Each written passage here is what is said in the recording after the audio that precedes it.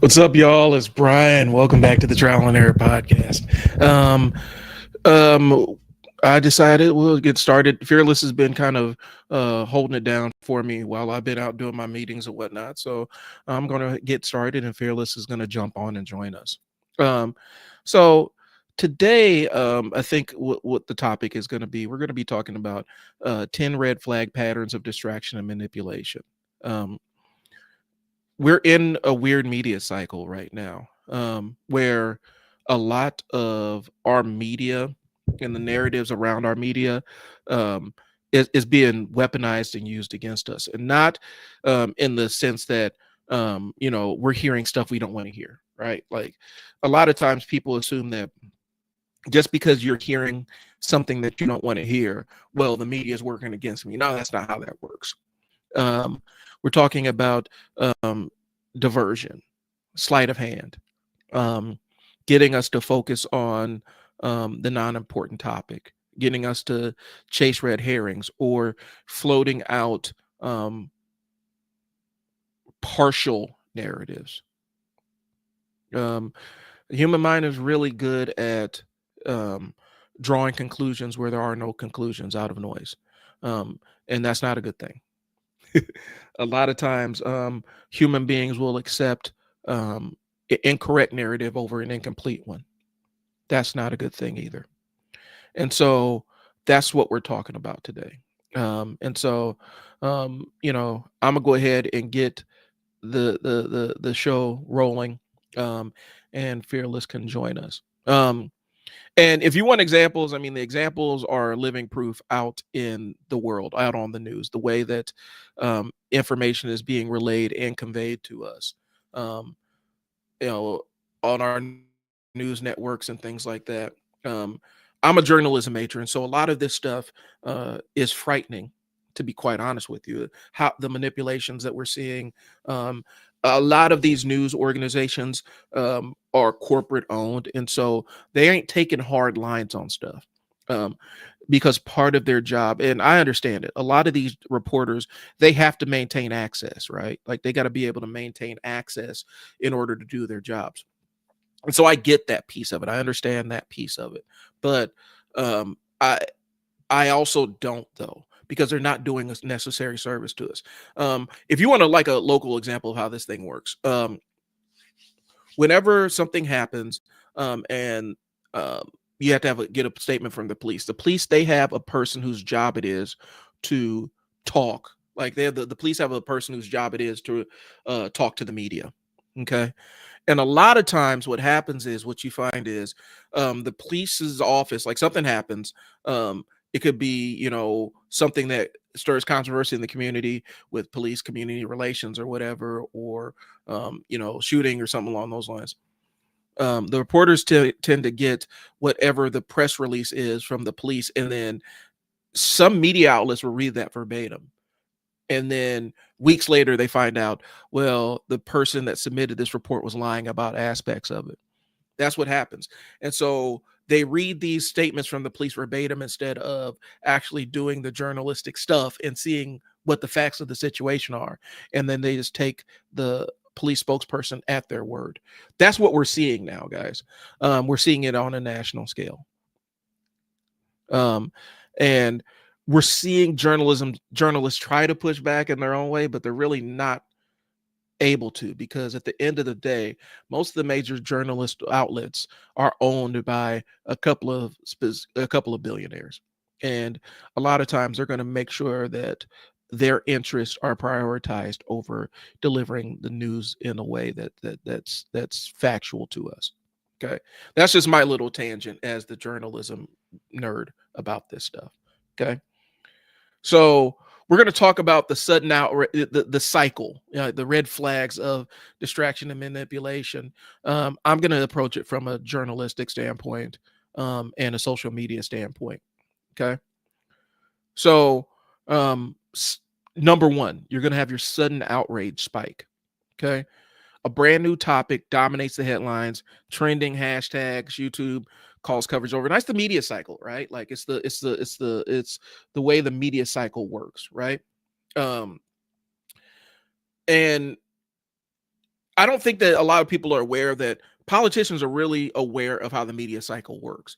So if they have a scandal, they try to place it in like they try to make sure that if they're trying to get out in front of it, they try to place that piece of information, that scandal, they try to place it and manipulate its place in the media cycle so that um they try to put it at the end of the media cycle.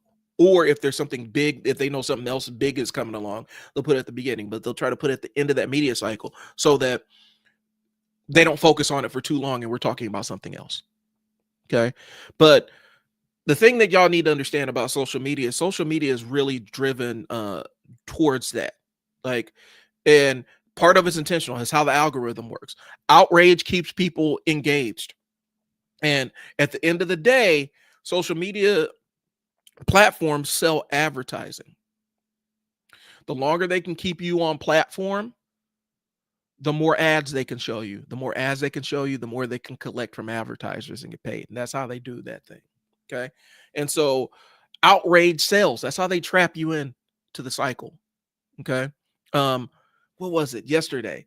The Swifties were outraged about the Swifties and anti-Swifties were at war about something. Okay. That was trending. And so if you followed any of that, they started sending you and showing you a lot of video content of people that either are pro Swifty or anti-Swifty. And it's meant to inflame you either way. Either you really super agree with this person, you get fired up, or you disagree with this person, you want to type an angry comment. That's how social media works. Okay. But brand new topic dominates the headlines. We got hashtags, TV coverage overnight. They already got graphics ready. Like they already have the graphics and overlay ready. And so you got to ask, what major policy or deal just passed quietly during all this noise? Because that's how politicians manipulate the media cycle. They get you looking one way so that they can slide through some public policy changes or some big change that may or may not be that. Oh shoot, did I get kicked out?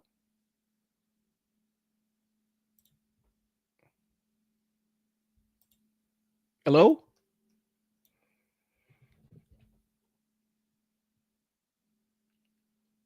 Um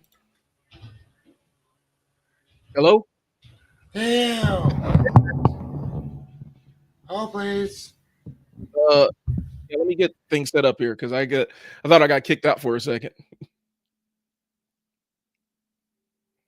So anyway, so that's how you got to look at it. They play the media cycle, especially when it comes to legislation. Typically, if they have a piece of legislation that's not going to be popular or even beneficial to the public, what happens is they try to time it and hedge it so that it goes through or it gets implemented at a time where people aren't really paying attention to it. And so that's how that works. And so you got to look at see what made the deal got cut, or what are they trying to direct your attention away from?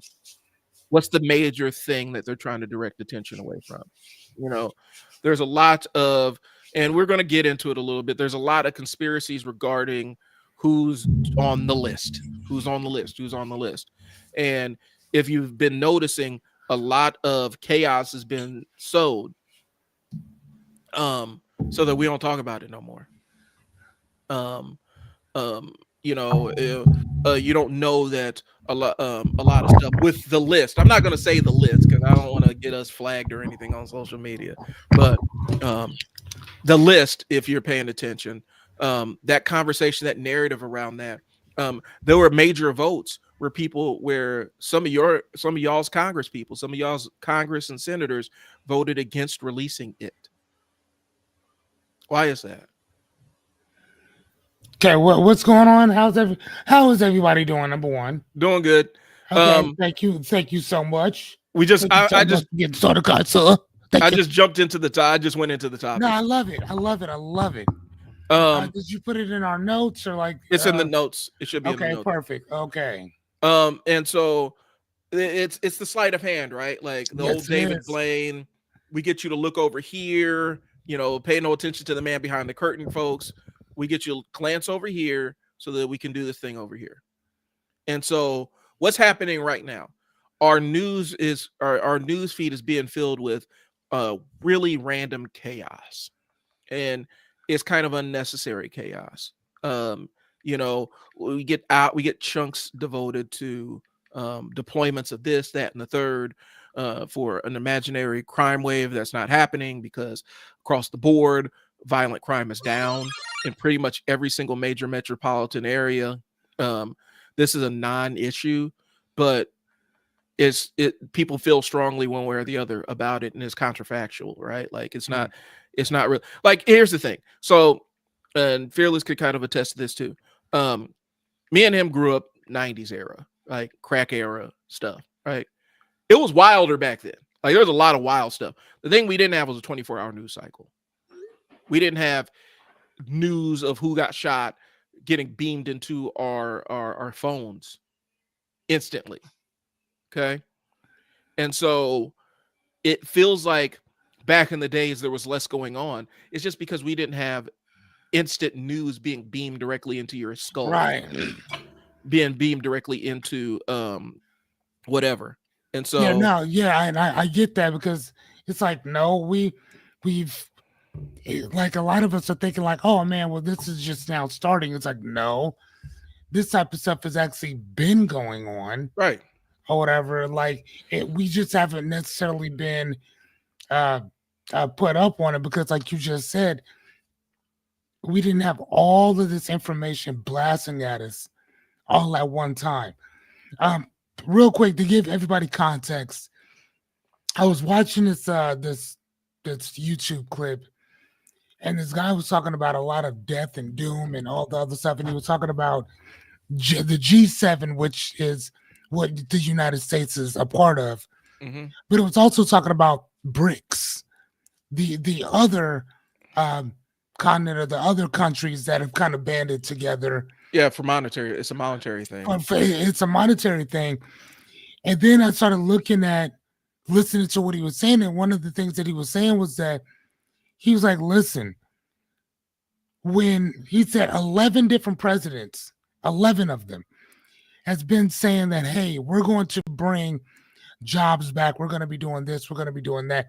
First and foremost, when these jobs left, you got to remember, they left for two different reasons. Number one, they left for economic reasons. That's number one, because in capitalism, for the most part, it's to give you a low wage in general, or whatever, and to make as much money as possible, right? So it's kind of like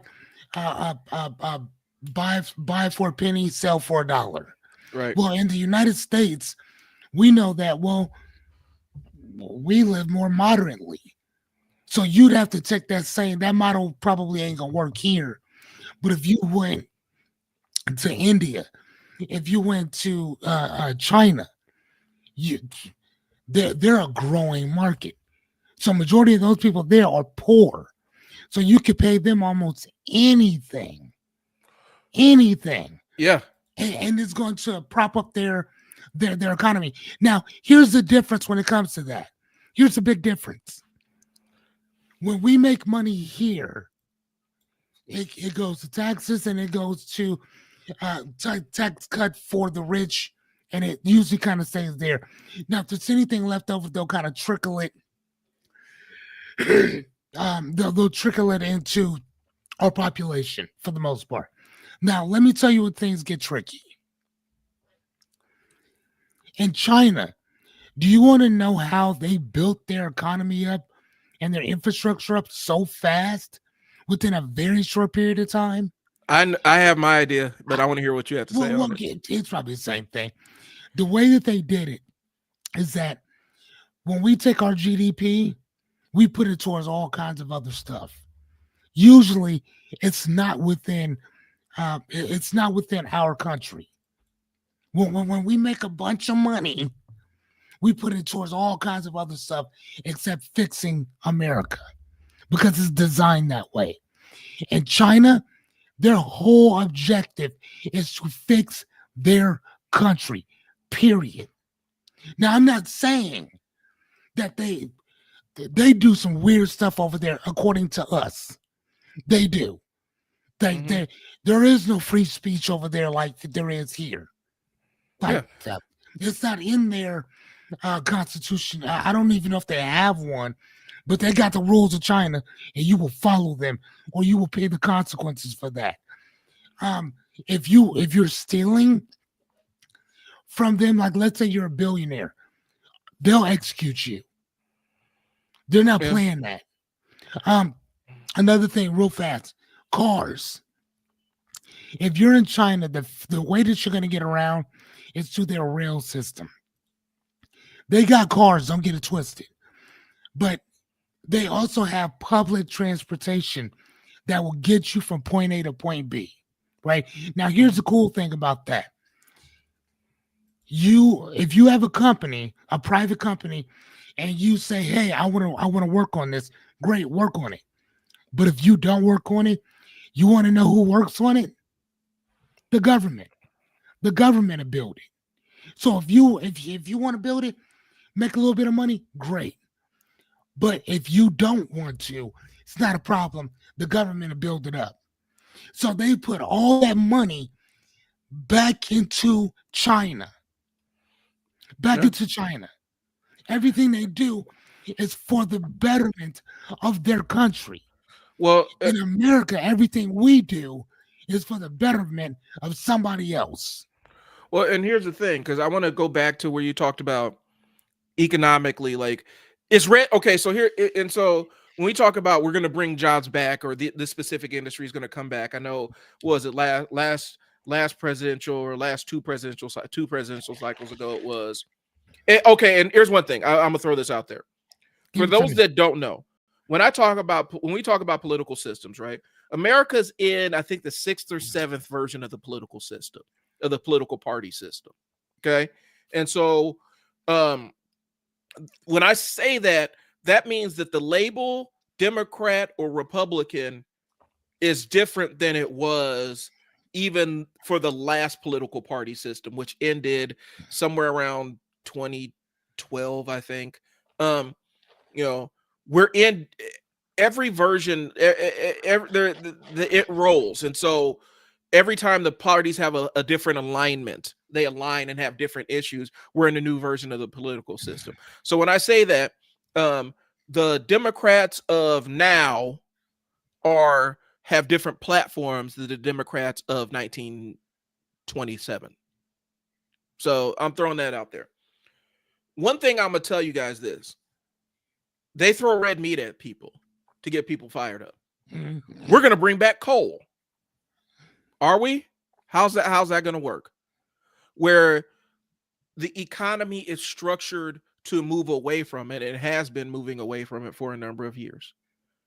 It can never be where it was before. There are coal miners who do not want their children, they work their entire lives so their children do not have to do the coal mine thing. And so we're transitioning on to something else.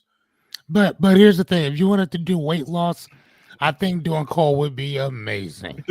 Just throwing it out there. The thing about it is, we talk about we're going to bring back manufacturing, we're going to bring back this, that, and the third. I don't think y'all understand that the supply chain no longer exists in the US for a lot of things. Yeah. It's been Not at all. moved to China and India.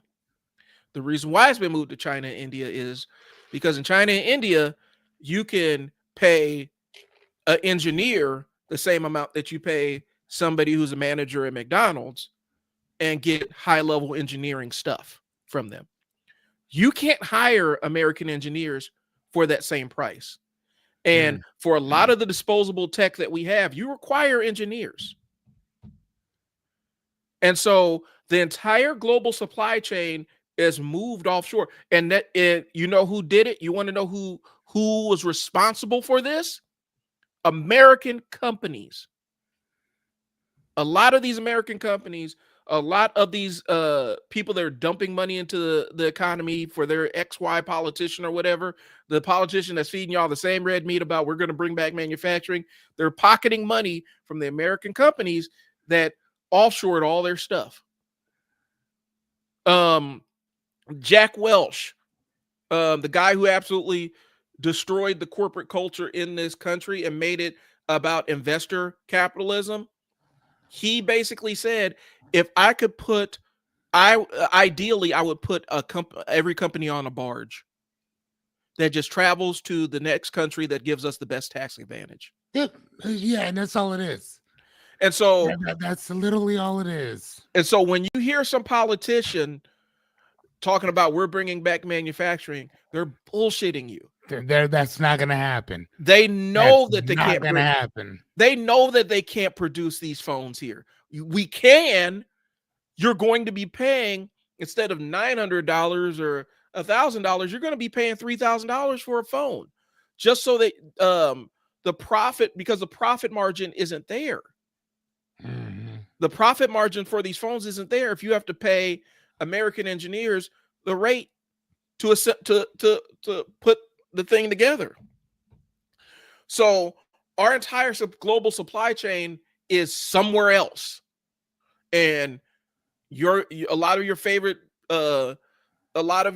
companies, your American, buy American companies, they're the ones that offshored this stuff.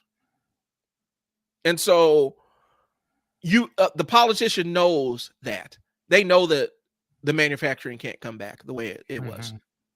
They know that even if they did if they did manufacture they still import the pieces here. They know. Hey, your microphone keeps going in and out, sir. They know that the politicians know that domestically the U.S. does not produce enough aluminum to cover our needs, and you're always going to have to import aluminum and lumber and stuff. Aluminum and lumber. What's that one? Lumber. We import a lot of that from Canada. They know that these things don't it's functionally, but they also know that most Americans don't understand that, so they can feed them this line of BS. Yes. Yep. So even like when we talk about tariffs, so when you hear tariffs, and a person says, well, Trump is making these people pay all these tariffs. That's not what tariffs are. Tariffs are taxes that are taxed when something comes in. Yeah, the importers pay the tax. Well, so the importer pays tax. Who's the importer? Us. Or the company that actually purchases whatever that they bought from China.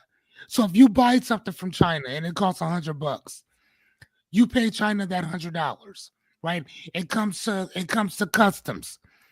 In order for customs to accept it, it's gonna that tariff. Let's say that the tariff is, let's say that it's 40%, right?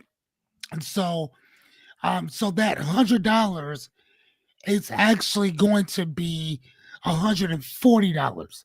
Now the $40, that's the part that custom actually takes, or the tariff, the tax, or bringing that in. Now, the reason why I say 140 is because it was only 1 to 3% before. So you're only going to pay maybe $5-10 for this thing. Or actually, no, that's 10%. So even less than that. Now it's at like damn near 15 to 40%, depending on what the thing that comes in is. So before you even touch it, you got to pay the $140 that this thing has now, or whatever. So when you say, well, yeah, we're gonna put tariffs on everything, bitch, you pay for that. They're not paying for that. That comes out of our pocket. And here's the thing: they're gonna pass the cost on to you. When you're a mom and pop shop, that extra $40 or whatever, you gotta pay that. Now, when it's a company buying it from China or whatever, they get shoes, whatever they're getting. Okay, as soon as it comes in, that company will offset that price on us.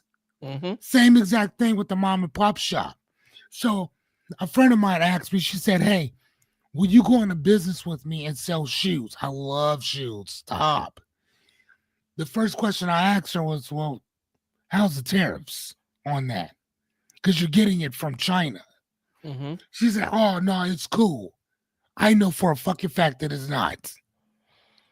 You see what I'm saying? Like, so again, when you're well read, you understand that no, you are affected by that.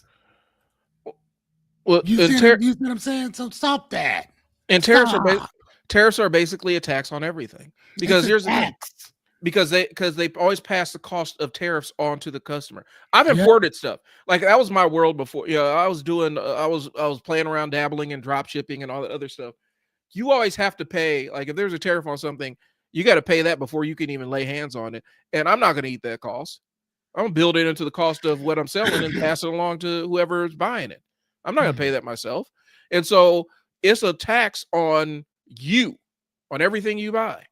And this magical world where tariffs, where we're collecting the extra tariffs and we're going to do that's not how that works.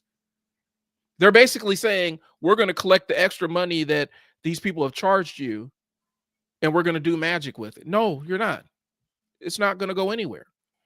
And so people don't understand that. They don't understand that the importer always pays the tariffs. There is no tariff fund. There is no specific line item where the tariffs go. No, it's the whole entire thing. Right. I mean, it's the tax on whatever you're bringing in.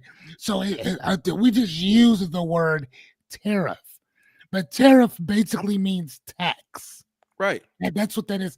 And who has to pay for that? You and I. Yeah.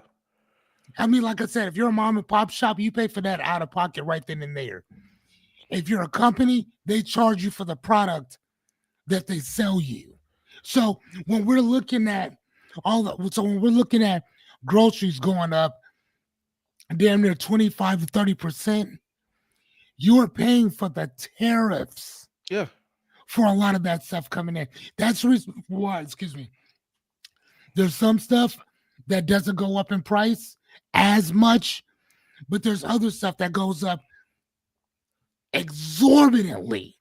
That's why. And let me run this down. Let me put this out there. Please. So from a business standpoint, because you're saying, oh, well, if you just buy American, you don't have to worry about the tariffs.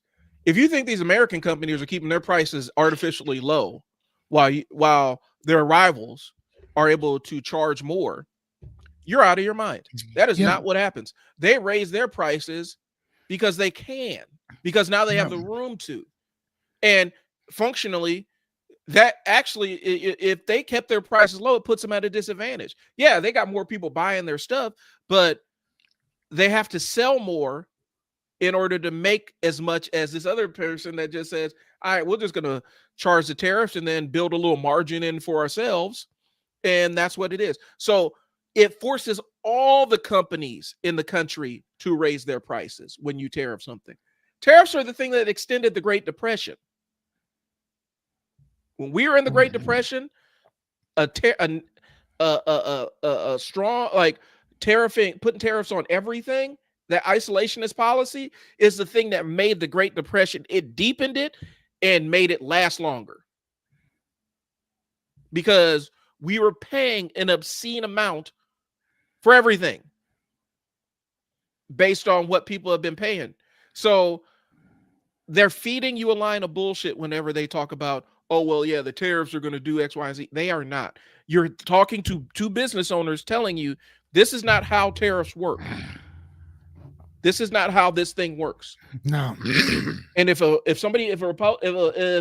Democrat or Republican is telling you something different, they are lying to you. You know, and how about this? Go look it up yourself. Yeah.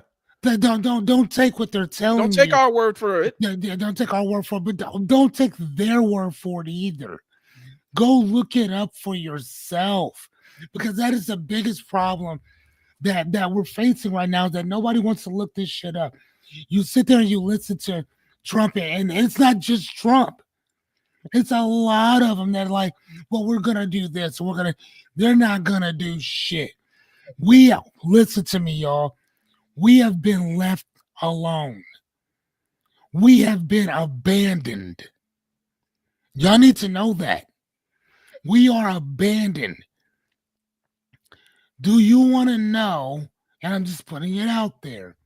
You guys really want to know who's helping us? Us. We're going to have to save ourselves in this because our government, they're done. They're out. You're about to experience what it's like to exist in a real corporate dystopia where the corporations are dictating everything. You know, I've heard people in some very important positions basically say, "Hey, everybody's on their own now," and I don't think they understand it. When the Supreme Court or even the district courts, where they are basically where the laws become a social contract, and they only apply to you based on where you sit in the hierarchy of things and how much money you have in the bank, which is not new, but now it's even more egregious, where a governor can just say, "Yeah, I don't care. The court said you can't do that. I don't give a damn. You're on your own." And so what we're saying is this, y'all. And I'm not, here's the thing, because I don't like broad brushstrokes, right? I don't like saying every single politician is the same way, because I know that there's some that are operating at a loss right now because they have it in their heart because they want to change things. I'm saying that the ones that have the juice, the ones that have the power, aren't those people. Does that make sense? Like, the ones that are fighting the good fight, they don't last long. Because, like, give them an example, please. Hell, give me an example. Okay, so look at it like locally, Ernie Chambers, right? Ernie Chambers, he made a lot of people in this, like, he had a lot of people who didn't like him in the state, but he was still out there fighting for a lot of them farmers and stuff too. A lot of people that didn't like him, he would still fight for them. You think about, I'll say that one more time. I'm having you say it twice. Say that again. A lot of people didn't like Ernie Chambers. Why? Because he was strongly about black folks in North Omaha and his district. Right, but you also said that he was also fighting for other people, although they did not like him. He knew you didn't like him. He would still fight for you. Let's say that just one more time. Just one more. Ernie Chambers fought for a lot of people that did not like him. And he did it on principle. Whether you agreed with him or not, he was out there fighting for a lot of those farmers that hated his guts because he knew what was right and what was wrong. And because he got into it, because not everybody gets into politics for the money and power. Some people actually do want to. I'm not that cynical where I don't believe that every single politician are all the same, right? I do feel like in order to be a successful and rich politician, there are compromises you have to make. But some politicians aren't rich. And the reason why they're not rich is because they don't play the political game as much as others. But I'm not that cynical where I think it's just uniform across the board. But I do think that in order to exist for a long time in that space, there are compromises that people make. It's all about branding and marketing and how they brand themselves to their audience and stuff. So I don't like those broad brushstrokes because some of these people do have principles, but a lot of politicians, when they get into those seats, you could look at, was it OpenSecrets.com? You can see who's paying what and who's got paid for what and stuff like that. And you can make your own. What is that? What is that? Open Secret shows who's getting paid for what. Who's getting paid by what lobby? Secret? Yeah. It's a nonprofit organization where it's a government transparency group. And you can look and see what corporations are donating to what politicians. Really? Yeah. And you can see, like, I know, was it the everybody, she's become a billionaire because X, Y, and Z. She is not. Like, she's like averaging like what, $78,000 a year or something along those lines. You can go to Open Secrets and see who she's taking money from. So because Open Secrets. Yep. And so you could see who actually is taking money from what lobbyist and whatnot.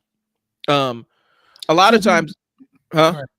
A lot of times the politicians, the game they play is they will. And so, like I said, I'm prefacing this by saying this is not uniform, but they're outliers. Right.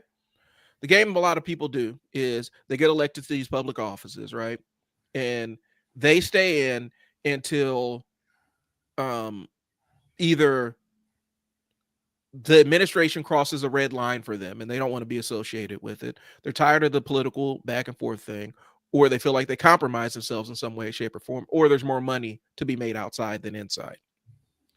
And so at that point, then they have the opportunity to become a consultant for some of these corporations. They can become a lobbyist for some of these corporations. They can sit on these paid board positions on some of these corporations, or there's a better political opportunity in their home state. And so that's where you see these people come out of office and instantly their money goes up through the roof because they're getting paid for the insider track and insider knowledge. You know, they're getting paid for the fact that they might have a sitting senator's home phone number so they can just give them a call and say, hey, such and such corporation's looking to do X, Y, and Z. You want to sit down and talk to them? They got a direct line to people that are still in the government. And so that's how the game is played. Okay. And so they're playing for their personal benefit too. And I think we have to be cognizant of this too. They have their own interests. The entire 2017 tax thing. Listen, Fearless and I are business owners. There's a lot of benefit for business owners in that 27 tax thing. But I would tell you straight up to your face that it didn't benefit y'all, the person that doesn't have a LLC set up or some kind of real estate thing set up. Not benefiting. Mm-hmm. But the reason why I got pushed so fast is because a lot of active people in the Senate and Congress also have a lot of real estate holdings. Mm-hmm. So they put a special carve out for them. Right. So and so that's kind of what it is. Let's go on to the next issue. Yeah, I was just about to say that. Okay, so where are we at? Are we at second or? Yeah, we're at number 2, which is wedge issue overdrive. Okay, so old social conflicts, which we're seeing right now, race, gender, guns, immigrations flare up again just before votes or budgets. So the question that you want to ask yourself is who benefits politically or financially if this specific group gets angry or scared right now? Right. Ooh, we're about to get into some racial stuff, aren't we? I mean, we're about to get it. We're not getting into anything. All we're doing is staying woke to what's already going on right now.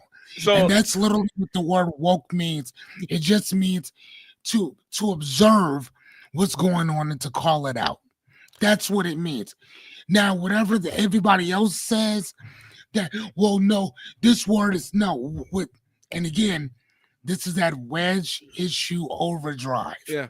When you take something, so if a person says Black life matters, right? And then you have somebody else says, well, no, all life matters. That is the equivalent of a person walking around with a pink ribbon saying, I'm a breast cancer survivor. I'm a breast cancer survivor. You know, breast cancer awareness. And then somebody else coming up saying, no, all cancer matters. We're not telling you that. We're not saying that all cancer doesn't matter. What we're saying is that, hey, this is an issue that we're dealing with. Either jump on board or not. That's what we're saying. So when the other side says that, no, all life matters. Okay, cool. So then show me that my life matters. Yeah. No, it doesn't work that way. That's what we're talking about. My house is burning down. Well, everybody's house is burning down. No, my house is burning down. I want to, so here's two items I want to throw in here before one of them gets kidnapped by my ADHD. On one hand, talk about the word woke specifically. And the argument I've heard is, well, because I always say, Black people have been using woke since the Harlem Renaissance in different, we've been using it in community since Harlem Renaissance. Well, people's like, well, language evolves. Well, yeah, but Yes. language evolves, but the people that should evolve the language are the people that originated it. They should be able to dictate what the new usage of it means. I disagree, but keep going. No, what I'm saying is, if we are actively utilizing the word woke in our communities, and we have been for the better part of 100 years, right? When you say language evolves, are you saying that because if the community determines, hey, this means this now, the people that originated it says, hey, this means this now, it's all right, cool. But if you decide, I think that your word that you guys have been utilizing in your community amongst yourselves now means this, I've just decided that your opinion on this thing doesn't matter, even though that you're the originators of it.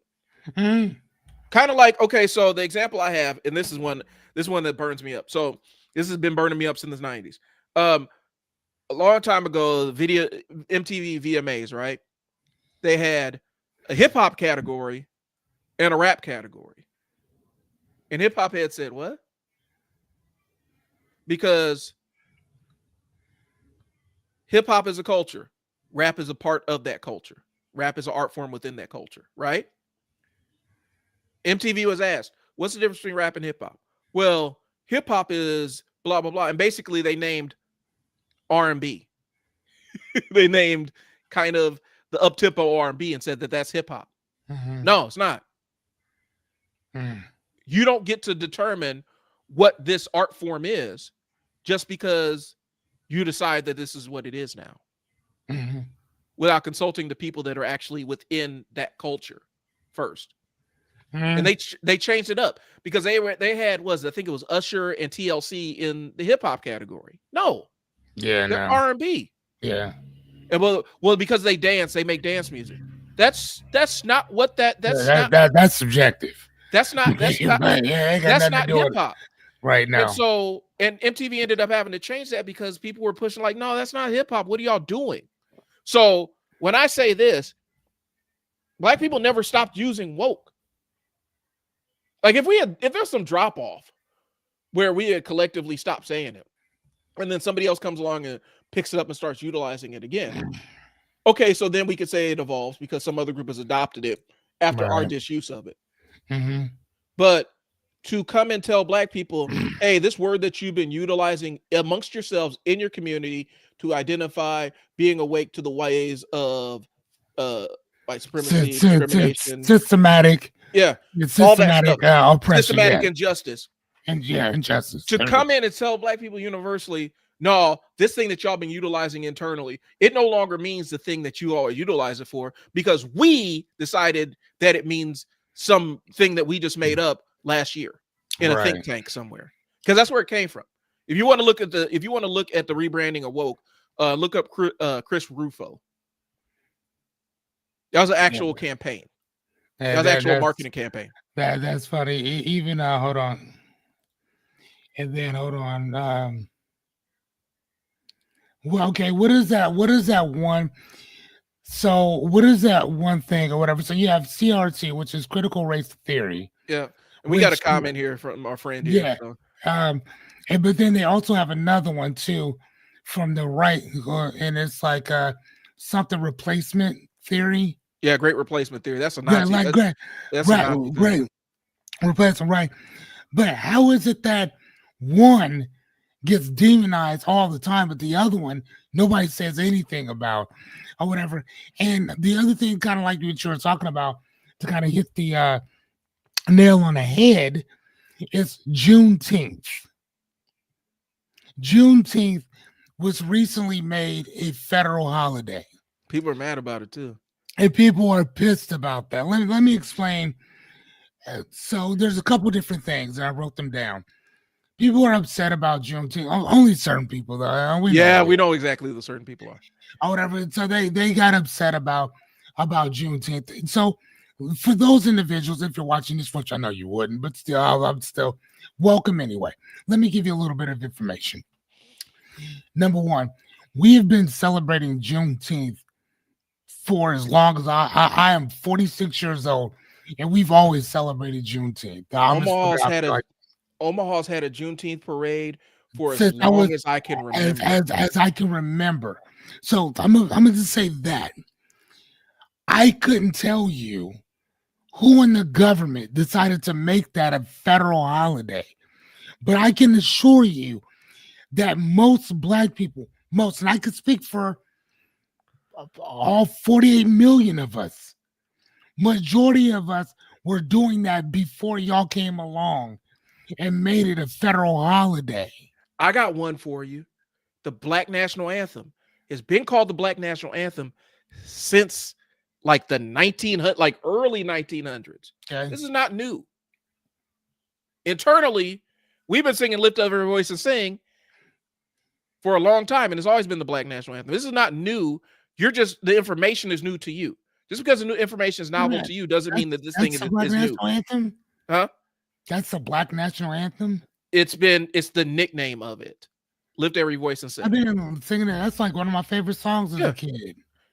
But it's inclusive. Yeah, it's the nickname of it. It's beautiful. And the NAACP had something to do with it, but they kind of named it the Black National Anthem. This is not new.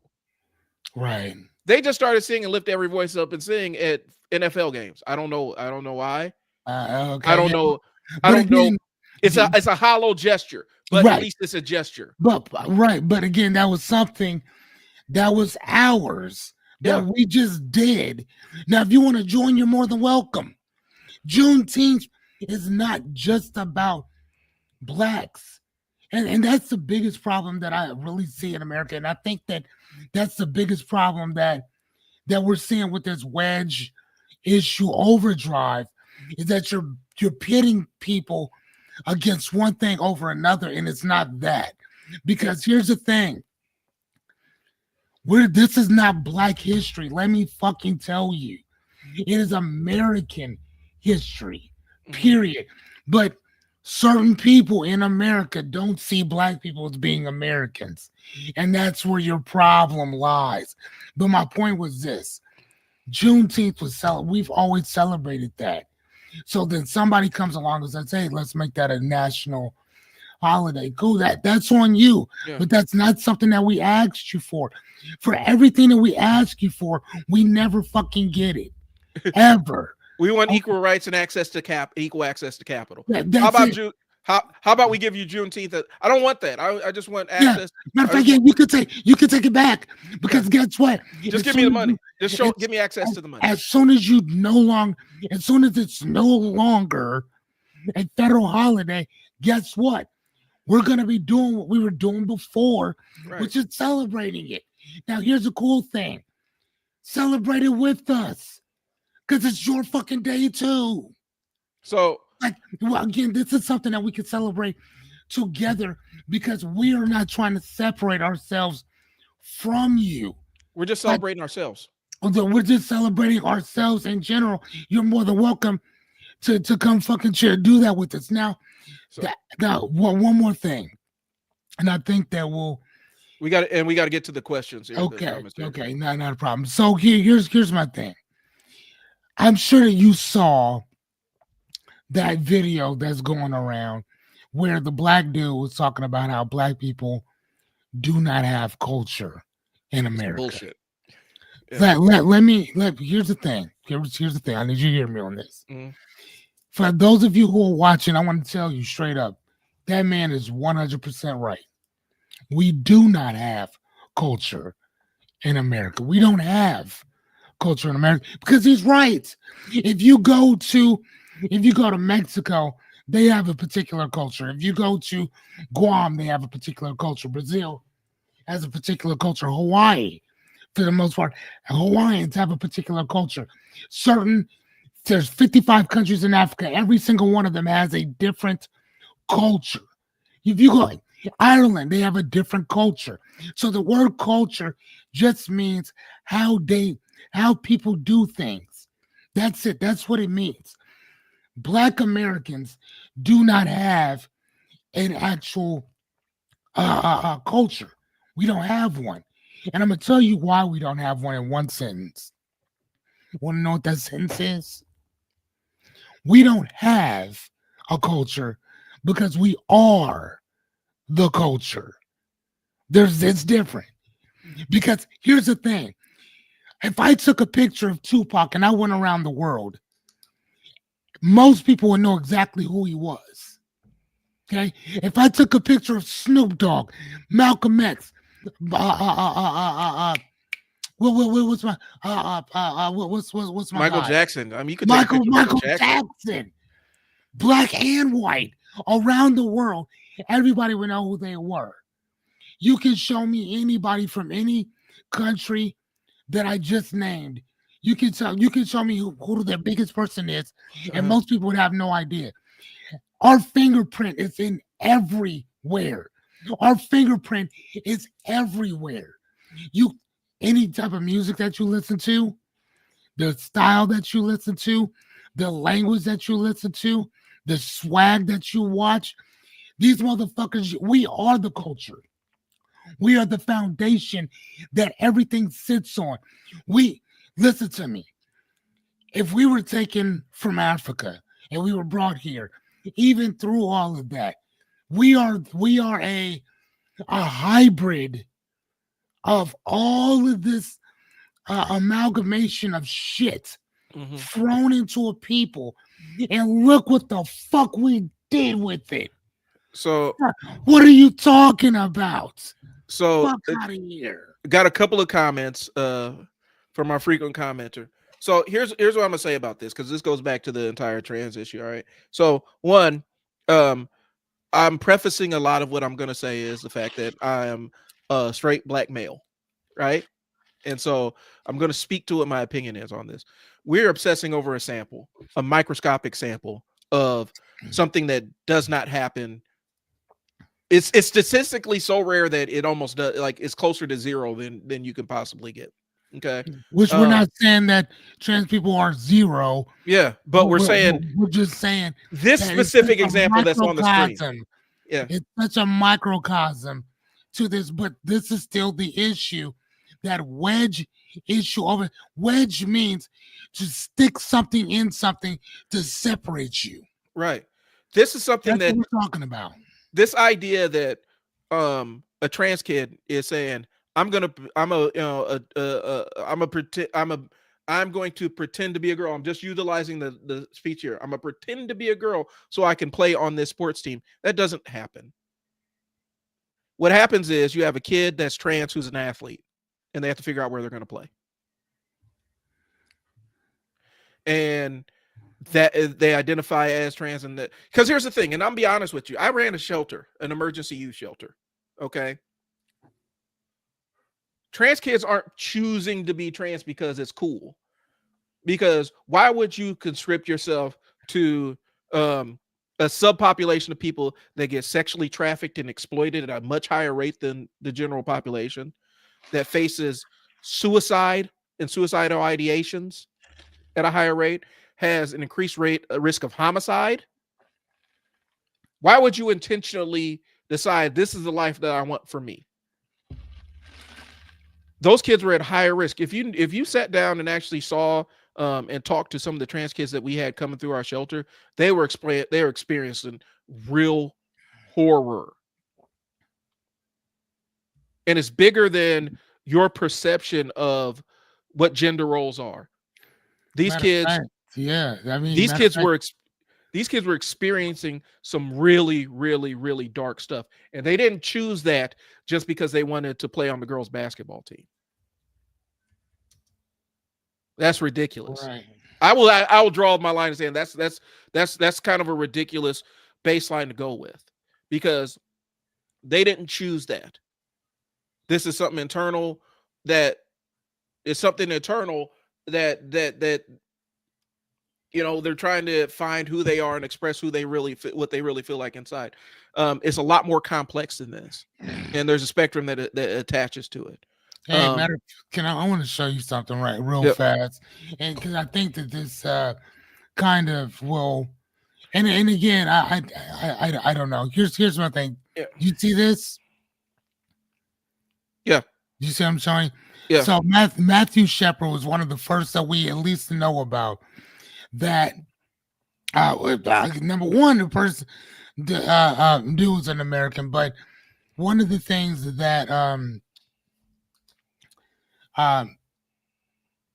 they thought that was it Matthew Shepard that they did that to, or was it there was another one? That was here. That was in Nebraska, I think. No, this was in Wyoming.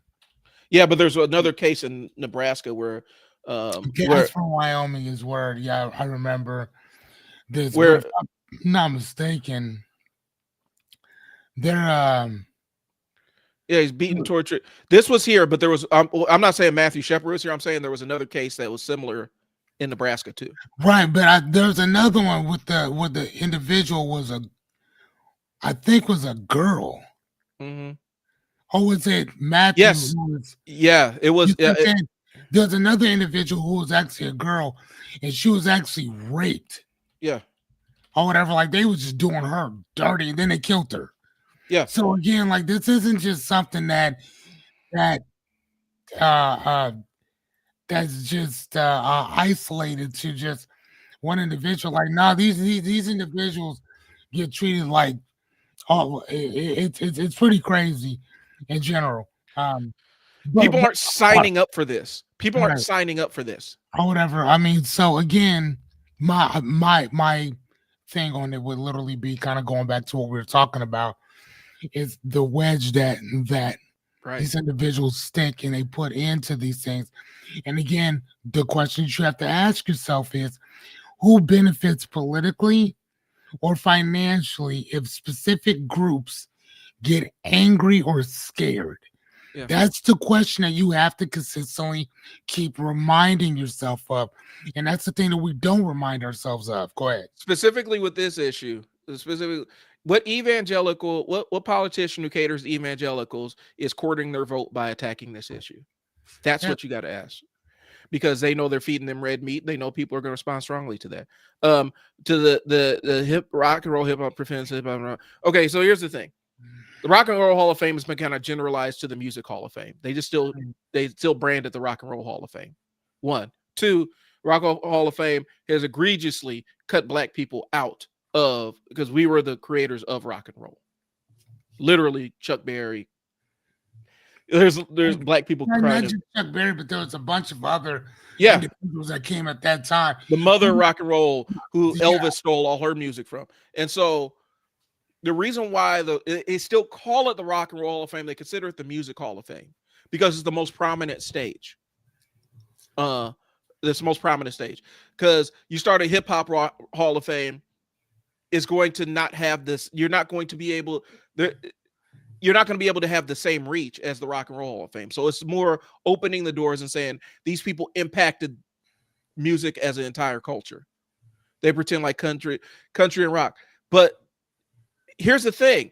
For a long time, hip hop and rock, hip hop was actually like, you don't think Linkin Park just came out of nowhere, right? Like Limp Bizkit didn't just materialize out of there.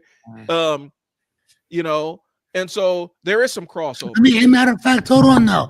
Even taking their styles, you said something, Limp Bizkit and Korn. Is that what you said? Yeah. If you again look at their styles, look at the type of music that they played, and listen and look at the band members and the type of clothes they wore. Yeah. They were imitate. They use rock music that they use rock music with rap beats, and Korn dressed like they were dressing like us. Yeah. So whenever you can have Snoop Dogg in your video or Dub C Crip walking in a rock video, fuck out of here, dude. Well, we are the culture. So what I'm saying is, the Rock and Roll Hall of Fame is just branded the Rock and Roll Hall of Fame, but it's the Music Hall of Fame, and so they're recognizing artists from across the board. Country does have its own Hall of Fame, but it's also been more established. Okay, they include hip hop acts. They don't pretend it's rock music. They're not saying these hip hop artists are rock musicians. They're saying these hip hop artists are musicians, and we are talking about their greater impact in the world of music. So I've actually read, I mean, they interviewed people and talked about this, and I know that's another wedge issue. I'm be honest with you, this is actually a wedge issue. Because what is okay? I'm gonna ask you now. What is rock right now? I don't. I listen to jazz, so Yeah, I don't know. I know, but what is considered rock right now? I know that there are rock bands out there, but the biggest bands in the world are pop bands. Yeah. And so, you know, and so at some point you end up running out of rock artists. Like if you get all the major rock artists in the Rock and Roll Hall of Fame, at some point you're going to run out of artists really quick. And the rock Yeah, scene has been the rock scene has been kind of dying off or shrinking, or its footprint has been reduced for a number of years now.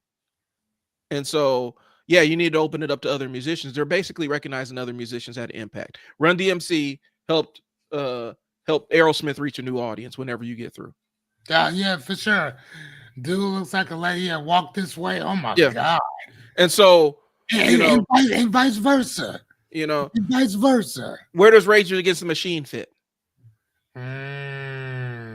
They're a metal band, because nobody denies that Rage Against the Machine isn't metal, but they're also a hip hop. Like Jack LaRocca has some of the coldest hip hop singles I've ever heard. He doesn't do them a lot, but I know he was on Run the Jewels. He had one of the best verses on Run the Jewels album. So where do we fit in here? And so this is just branded as the Rock and Roll Hall of Fame. We're talking about a branding thing, a branding concept. This is my wheelhouse of marketing. It's called the Rock and Roll Hall of Fame because that's the established name of it. Just like McDonald's sells chicken nuggets, even though they're known for burgers. That's just how it goes. So it's not replacing. It's not one genre replacing another one. It's just saying other genres are as important or as impactful. Correct. And this is a music hall of fame. So wedge issues. And you just look like you follow the money trail. What politician is going to benefit from stirring up this group of people getting angry? I've always said, one of the biggest populations of working class citizens in the United States are Black people. Most Black people are working class, and not most other groups can't really say that. Latinos can, I think. But anyway, if there's a government policy that benefits Black people, it's always going to benefit white folks. Right? That's just kind of how it goes. You know what I'm saying? Even Black neighborhoods, there's always going to be white people living in Black neighborhoods. We live together, right? The wedge issue comes from, well, if you can frame this political policy as narrowly benefiting Black folks, we can rile up a whole population to vote against it, which is what we want anyway. Since we don't want to give any of y'all anything, if we can stir y'all up to say, no, this group is narrowly benefiting from it, y'all can kill it. Look at affirmative action. The biggest beneficiary of affirmative action have been white women. DEI. One of the biggest subgroups of DEI that's been benefited is veterans. But if you could say this is narrowly for, because Black people always kind of been in that position anyway. Like we're the ones that, we don't want to give anything for free to them. And so if we could say y'all are getting something free, we can kind of rally against it. But it's one of those things. If you create a social program that's going to uplift, that's going to benefit and uplift Black people, by the white people that are next to them are going to benefit from it too. Historically, Black colleges have a bunch of white kids at them. Like, you see what I'm saying? It's not just solo or single, but if you can brand it with the face of the people that you're mad at, you can get people to vote against their self-interest. Does that make sense? Am I making sense, Fearless, on that? Right. You are. Thank you. And so, okay. Celebrity scandal. Are we there? Oh no, we're at one-sided coverage. All right, so every outlet seems to push the same take or frame with little nuance. So the question you want to ask yourself is, what's missing and who's being left out of this narrative? Yeah. You can tell just by listening to the type of news that we listen to, that who runs a lot of this stuff, because you don't hear a lot of the same rhetoric. You usually hear a more responsive type of thing to something that somebody says, but it's never a thing where it's equal footage. Yeah, where the coverage is being covered the same exact way. And I'll give you guys an example.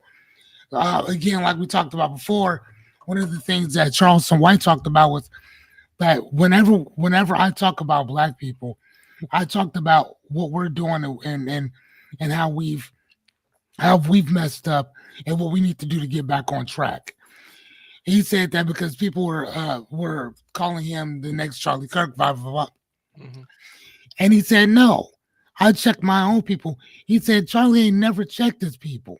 Right. Not one time has they ever checked his people for any of the stuff that they do. They always say that it's black people who did this. It's black people's like, really? We did all this? First and foremost, y'all need to understand something.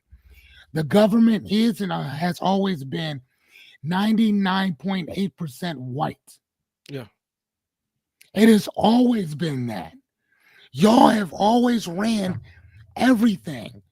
And you've always ran shit into the fucking ground. So y'all need to understand that. Like, black people didn't mess up the economy. Black people's not giving true billions of dollars to Israel. Mm-hmm. Well, we haven't done that. We haven't destroyed our economy so bad that we're in a what is it? 17, 18 trillion dollar deficit. And we're about to enter stagflation here. You know what I'm saying? Like, so like, what are you talking about? We didn't mess up the gas prices to the point, or not gas prices, but food prices to the point where people can barely afford food. Even with food stamps, you can barely afford fucking food. We didn't do that. We didn't do any of that stuff. You know what I'm saying? But yet and say y'all blame us for all of these small, tiny, insignificant things. And most of the time you're making shit up. I mean, that's the part that's kind of like, wow. But again, what's missing? Most of the time, the black narrative, the brown narrative is usually missing. That's almost like real quick. Yeah. I bought a book. It's in the kitchen. I bought a book and it's called The Slave Bible. There's 1,168 chapters in the actual Bible. There's 66 books, 1,186 chapters in the King James Version Bible.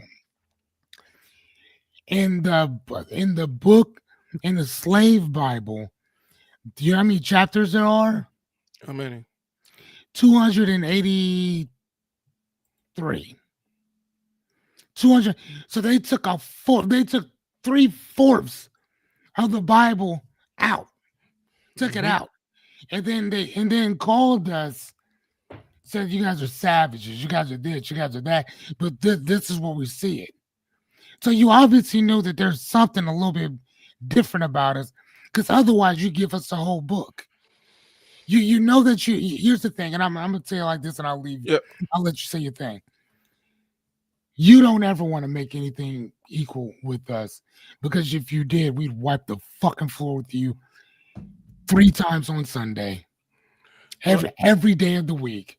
Matter of fact, you can give it to a bunch of gerbils, and they would have done a better fucking job with our country than giving it to you motherfuckers. It's always been about. It's always like the hallmark's always been like competition. The reason why black townships got set on fire. It's not competition. The reason why the black townships got set on fire is because they were thriving in ways that the rival townships around them couldn't, and because they couldn't process the fact that these so-called inferior people were doing better, they end up burning down the black townships. You could go to Missouri. My family has some stuff with that too. Like that, I could trace some of the roots back to it. And actually, when my mom was alive, she was actually talking about a black township that we occupied that ended up getting burnt down. So we could talk about that. Here's what I'm gonna say. If we want to talk about the media, the polarization of what's happened is driven by the media. It can all go back to one thing. And I normally don't put this amount of power into government policy, but this one actually does matter.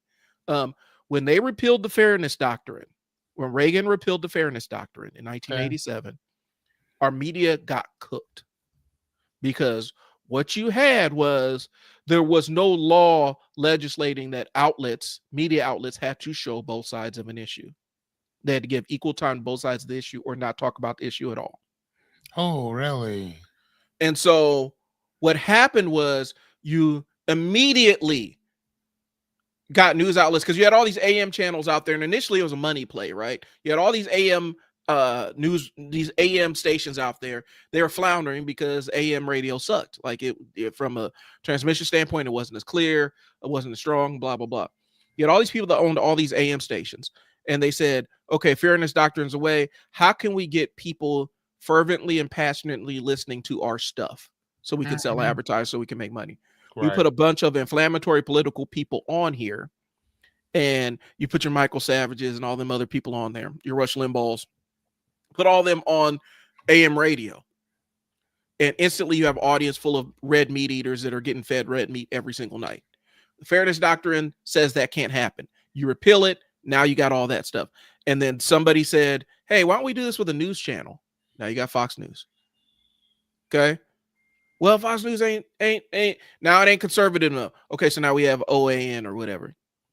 Mhm. These things don't exist with the fairness doctrine because with the fairness doctrine in place, you actually had to give equal time, do both sides, and you could not be all in the tank for one side or the other. You couldn't put the thumb on the scale as much. Now, when it came to racial issues, that was always kind of the thing. The fairness doctrine didn't necessarily apply for issues around race, but nothing ever really, they don't really make any carve outs for that, to make sure that black people are shown, where black people get their voices seen on the news. That's just something different. But repealing the fairness doctrine, the repeal of the fairness doctrine changed the entire landscape of how we consume our media. Now you can go to a news channel that shows you everything that you want to see and none of what you don't. And that used to not be that way. And now you get caught in your own little content bubble, where people can be massively and woefully, completely and totally uninformed. And when you point out that, they can double and triple down because they're trapped in a bubble that reinforces them being right. The fairness doctrine was a big deal, and we're getting rid of it. Absolutely gutted the reliability of American media. It made it corporate because now imagine you are a billionaire who wants to get a specific policy shoved through that benefits you narrowly. All you gotta do is just start up a media campaign against it. If you own a news corporation or a news station, all you have to do is push get them to start putting stories in that are favorable to with the legislation you want. And next thing you know, you got a groundswell public support for a piece of legislation that doesn't benefit anybody but you. TikTok is, was it now? TikTok is, the Ellisons are running TikTok now. Fearless, your mic's off, man. Can you hear me now? Yeah, I can hear you. So, okay, who was it? I wanted to show you this, but go ahead, keep talking. The Ellisons, Larry Ellison, the head of Cisco, basically runs TikTok now, and he wanted TikTok's algorithm for some very specific things. There's an interview that's very, very creepy that you guys got to watch, where he's just like, his eyes are glazed over and he's like foaming at the mouth, like, now we get all your data, and if we have your data, then we can do X, Y. Like he wants your data, he wants your information. So his thing is, because he started out trying to make it seem like it was a good thing for the public. Well, if we're always watching the cops, then they can't get away with anything. And so that's why we have the police cameras. But if you're always watching the public, then everybody's on their best behavior. What? Yeah, if we're watching you all the time, then you're on your best behavior all the time, just like the police. So, and then we can have all your data in one central location, and then we can do all kinds of stuff with it. Like, it's a data play. And so a lot of this, and I'm putting together my own theory, but a lot of this stuff with TikTok was kind of manipulated on the back end because American corporations wanted access to that TikTok algorithm. They wanted reach to all those people, and they couldn't access it because it was behind the wall in China. So by saying, well, this is Chinese spyware, which it is, I mean, to a degree, it's Chinese spyware. Okay, now we can make it illegal for them to operate in this country without having an American steering the ship without having an American country steer the ship. Well, it didn't make TikTok safer for Americans. All it did was now an American company has access to all the information, all the login information, and all the credit card information of all these people who have accounts on TikTok. Oh, wow. And so now Larry Ellison has access to all this stuff. And his son, Larry Ellison's son, is the CEO of Paramount Pictures. Two of the richest men on the planet have access to the majority of media outlets, because owning Paramount, being the CEO of Paramount means you own CBS. And now you have the biggest social media platform. What messages do you think are going to get shoved through now? What kind of coverage could he put his thumb on the scale for to benefit him narrowly? That's what I'm saying, bro. And so the one-sided coverage, getting rid of the fairness doctrine, is why things are we have this level of political polarization where people are siloed off, hearing information they only want to hear, and they're intractable in their position, even when you present them with information that is true and factual, that disproves the lies they believe. So what is this called? The fairness? What is this? It's called the fairness doctrine. I can put it up on the screen after you get done with this. Well, yeah. Hold on. The fairness doctrine. Okay. Well, no. The reason why I wanted to show this is because, Dr. Claude Anderson has been talking about this for so many years. It's absolutely ridiculous. And this is the 5 steps to powernomics. And one of the things that he said is that for Black empowerment and community and development to flourish, we have to get better. We have to get into these 5 systems. The very first one was economics. And economics means that we have to start building more stuff. Right, jobs, opportunities, stuff like that, or whatever. He said, if you cannot survive, if you cannot build in your own neighborhood, then you ain't got a neighborhood. Okay, you technically don't have you have a community. You have a neighborhood, but not a community. Okay, because a community does a few different things or whatever, and majority of our communities don't have that.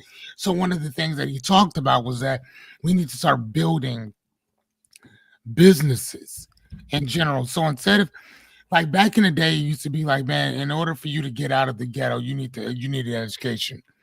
Well, what happens when a crap ton of Black people decide to go to school and better themselves? Well, what do?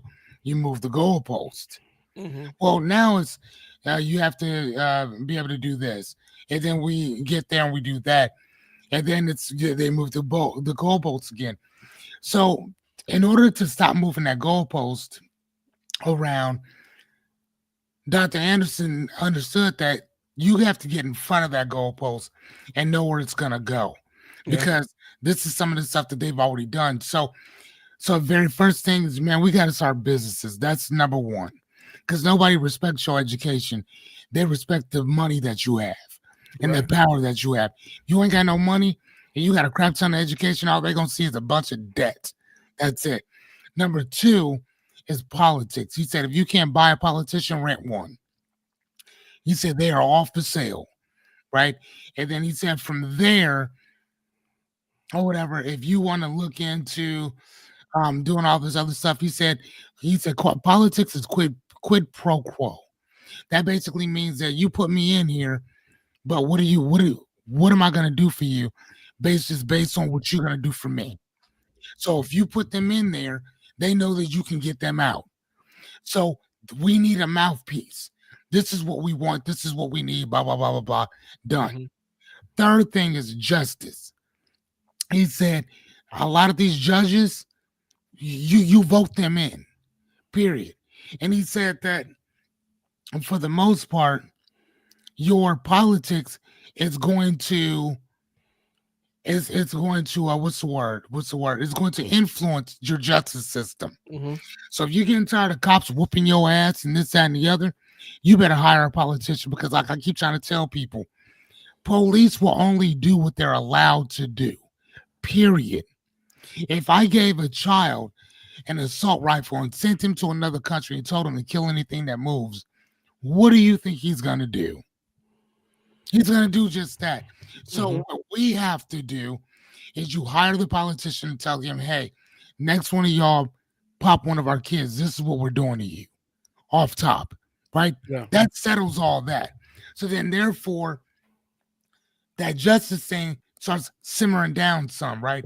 From there, you go into your media because this is what you're just talking about right now. How are they able to do this? Well, it's just a one side coverage. Yeah. You know what I'm saying? Like, seriously, the only people I could think of, the only person I could think of right now that talks about something from a black point of view is Roland Martin. And people hated him, hated that dude, or whatever, because he was, to me, he seemed more right wing at first than he did, than he does now. Mhm. Again, to me, that's just how I took it. But not only that though, but Tucker Carlson kind of seemed the same exact way too, or whatever, because he don't say all that stuff that he was saying on them news stations. Not by no means. Matter of fact, and then education was last because again, don't nobody respect your education. They respect your leverage. And if you ain't got none, then that's on you. But my question to you though, being that you're an investigative, you went to college for this.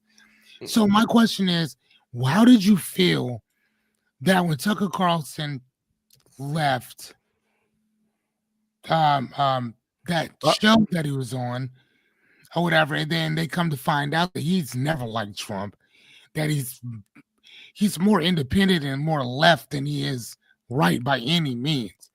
Yeah. Which I'm not gonna lie to you, I kind of felt like all that was just kind of a thing or whatever. But I do want to ask, because his energy now is nowhere near the type of energy that he had while he was on that show. I always seen. I mean, I'm biased because I always seen Tucker Carlson as a white nationalist in disguise. Like, I think that there's some aspects of him that was anti-Trump, but a lot of it had to do with his anti-Trumpness was more aligned with him knowing that a lot of the stuff Trump was doing was kind of for show, just to court whatever vote. Like, he knows Trump's a salesman. Trump's going to win the interaction, so he's going to be whatever he needs to be to win the audience, right? But from Tucker's standpoint, I knew that as soon as he got fired, because what it was the lawsuit that Dominion filed against Fox News and whatnot, and the fact that he's kind of the reason why they ended up getting sued. They kind of used his words as a major part of that lawsuit. I don't know if it was Dominion Voting or whatnot. It was one of those voting machine companies. I knew that he was going to eventually, I knew he was going to be more successful on his own. Okay. Because he already had a built-in audience. And Right. So him being unconstrained, where he can pretty much say whatever he wants to. It's the Alex Jones principle, right? Like, his audience is smaller, but they're more engaged, and they'll give him more visibility. Right, but my point is that he don't spew all that same rhetoric that he did when he was on there than he does now. Well, because he doesn't have the overhead. Like, he doesn't have to worry about where his check is coming from. He doesn't have to worry about, okay, this is what Rupert Murdoch says that we need to push. I can, and so he doesn't have to do that. As Right, much. but It's the same thing. It's the same thing. I equate it to like Candace Owens, right? Like, that part. before. Yeah, because now and again, she's kind of like a hit and miss type stuff, but she'll, okay. Yeah. Before 2015, 2016, Candace Owens was trying to be a pundit on the left. She was a leftist. When she couldn't break in at CNN, she couldn't break in at MSNBC, she realized that there's a lane for black right-wingers, hard-line black right-wingers. And so she instantly pivots. She pivoted, and she started speaking to that audience and pretending and feigning alignment with that audience, to the point they start putting money in her pocket, and they put money in her pocket. So now she's not feigning alignment anymore. She is aligned with this audience because they're the ones that are paying her the most. She's a mercenary. And so I kind of saw Tucker in that same light. Basically, he knows he gets paid to tell the audience what they want to hear.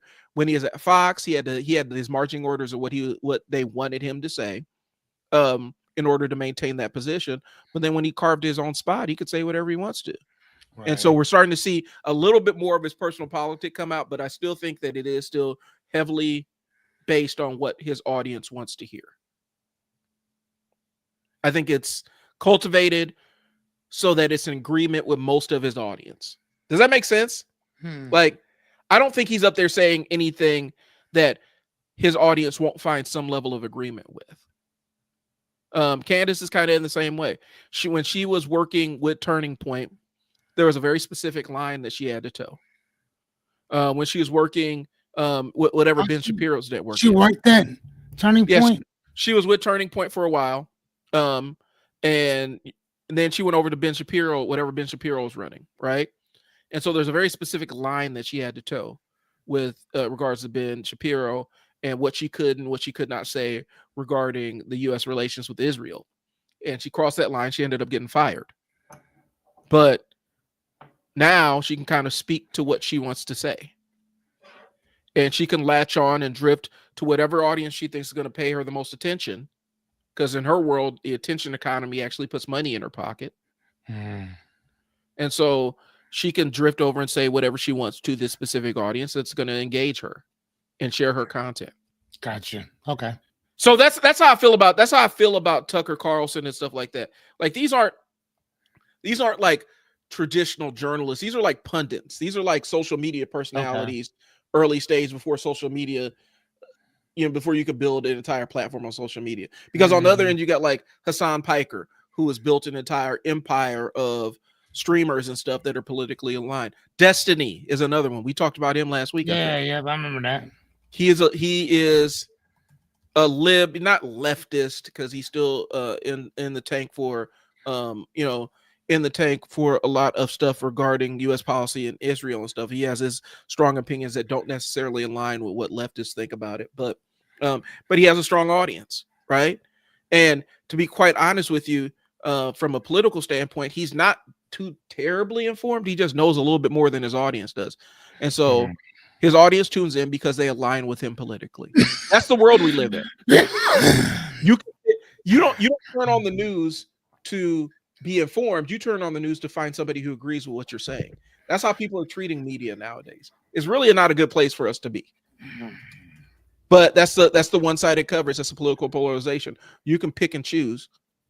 Oh, this person's saying what I like, so I'm gonna listen to them, and this is where I'm gonna get all my news from.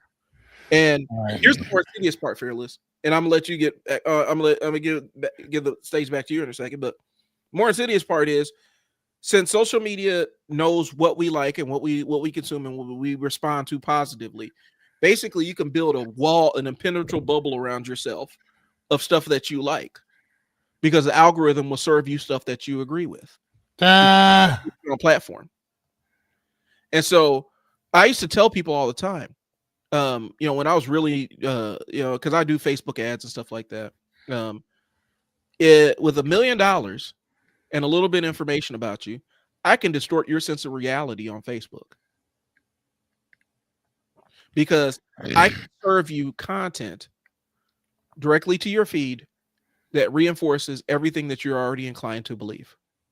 That's why I think a lot of the debate bro stuff is cooked, man. Like you're not necessarily engaging with people that you're not going to win anybody over with online debates, bro. No. You're basically speaking to an audience of people that are already inclined to agree with you. And the people that are disinclined to agree with you are going to watch you because they hate your guts. That's how it goes. Right. So you can cultivate your media experience, and it's not necessarily a great thing. It's not necessarily great to sit in a bubble full of stuff that just reinforces your biases. Yeah, that part. So that's how I take it. That's how I take hopefully I kind of answered the question about Tucker. That's how I feel about him. That's how I feel about Tucker. Okay, no. That's how I feel about Candace or whatnot. I don't necessarily think that they believe everything that they say. I think that they believe it enough to convince their audience. Okay, now that's what I was asking. Celebrity, because I'm just saying, like, I think we already touched on that one though, but I would know. Okay, again, what's happening on stage? while everybody else is staring at what's happening on page 2 that everybody's looking at the first page. So celebrity trial scandals or viral moments that drown out more of a complex news. Okay, so the death of Charlie Kirk. Taylor Swift drops a new album. Taylor Swift drops a brand new album of again. What's the other one? Diddy. Yeah. Diddy going to jail for prison for 3.5 years. So again, and then you have just a bunch of shits. Like not one. It's not even really one thing in particular or whatever. But again, and then you have Israel doing weird shit or whatever, and then Iran is talking about. No, excuse me, is it Pakistan is talking about backing Iran, which Iran hates Israel or whatever. So if then that becomes a problem, then that's going to be a problem. Mm-hmm. So it's like, like, what do you do? And then, I mean, matter of fact, let's talk about the stuff that they're not talking about. How the rest of the world is pulling away from America. Yeah. Let's talk about that. Yeah. And when I say pulling away, I mean they are fucking running. Those deals that we would have gotten through everything else because we're a superpower, they're going to that BRICS people to go get the same type of deals somewhere else. The farmer, let's talk about the farmers. The farmers, because of the tariffs and all that stuff that our great king-like dictator is put on China. China's like, oh, cool. So this is what we're doing. Not a problem. Now they're getting their soybeans from somewhere else, or whatever, which is going to kill farmers. And then you have these farmers that are sitting around like, hey man, how are we gonna pay our bills? How are we gonna do this? How are we gonna do that? And I'm not gonna lie to you. The one thing, and I know this is petty of me to say, but I'm gonna go ahead and say it. What about them black farmers that y'all did the same exact thing to? Well, it's not petty to say that. Yeah, what about them that you did the same exact thing to? They got run out of business. People that they couldn't hang. They say, hey, I don't know what to tell you. You should have done this. You should have done that. Well, I mean, you should have chose another president. I don't know what to tell you. And that's the thing, man. America is, people don't understand, like, when America is boring, it's really investable. Like when it's boring, you want to keep your shit boring, bro. Like China's boring. The only thing we hear about China is fucking TikTok. Yeah, that's the only thing you hear about China is TikTok. What did Chris Rock say? He's like, only the exciting, the only boring relationships are the good relationships. The bad relationships are the exciting ones. Yeah, you never know what's going to happen in a bad relationship. No, I was just listening to a lawyer talk about last night. He said that the people who get what are those things called, prenuptial agreements, prenups. He said those marriages last longer than those that don't. Think about that. Yeah, people who get prenups because they know what's going to happen. No, it's not. He said that it's not that. He said what it is that they're not afraid of having those difficult conversations. That's different than just not knowing what's going to happen or not, because they stay together longer. Okay. I mean, because they know what's at stake, right? When you're just jumping into some shit all lovey-dovey and this and the other, there is no prenup. And it's because we're doing it out of love. Now, the other people understand, I love you, but this is a business transaction. Well, and I think what's happening is in America, these other countries are pulling away. Right now, we look like really impulse-driven, unpredictable. You don't want to put money in that. You ain't throwing no money in. Like, I don't care how good a restaurant's food is. If I come in and see somebody get stabbed in the parking lot, I come back to that restaurant if I could avoid it. Like, I don't care how good the food is. Oh, the food was amazing, but somebody got stabbed up in the parking lot and there was a fight at the table sitting across from us. I ain't going back there. I go find food that's Maybe not as good, but at least I don't have to deal with all that other stuff. And so that's what we're in right now, where it's very volatile. Okay, this is an analogy I'm going to use, because a lot of times they'll say, well, at least he's doing something. At least Trump's doing something. Okay. I can give a monkey a hammer and a chainsaw and put him under the hood of my car. He's going to do something. Is it something I want him to do?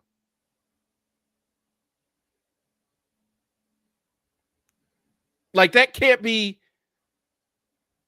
your rubric, right? Like, that can't be it. Am I still on? Yeah, I can hear you. Oh, okay. That can't be your determination on, just because something is happening doesn't mean that it's good. You know, all motion ain't progress, right? And I give that monkey a chainsaw and open up the hood of my car, he gonna do something. Is it something I want him to do? He's gonna do, right? Is it something that's gonna benefit me or my car?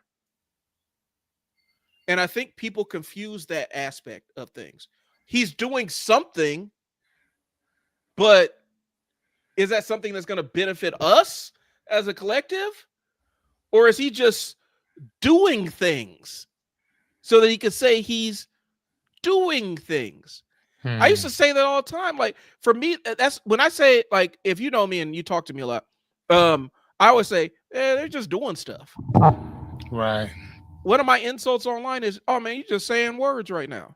You're not doing anything right that's beneficial. You're just doing something. And I think we are okay. So, and this is kind of the fault of how America's set up, right? It's been putting poor and marginalized people in the blender consistently for centuries. And so we're sitting here looking up at the top of it and saying, okay, we need let's set the apple cart. We need something to happen. And we don't put any parameters around that something. And then something happens and it makes life even worse for us. I feel like we've kind of set the stage because, like I said, America's profitable when it's boring. But also when it's boring, it also means that we're the ones that are kind of getting fed into the grinder all the time. Because that's kind of how the system is set up. So it's a double-edged sword. But at the end of the day, we're still getting fed into the grinder either way.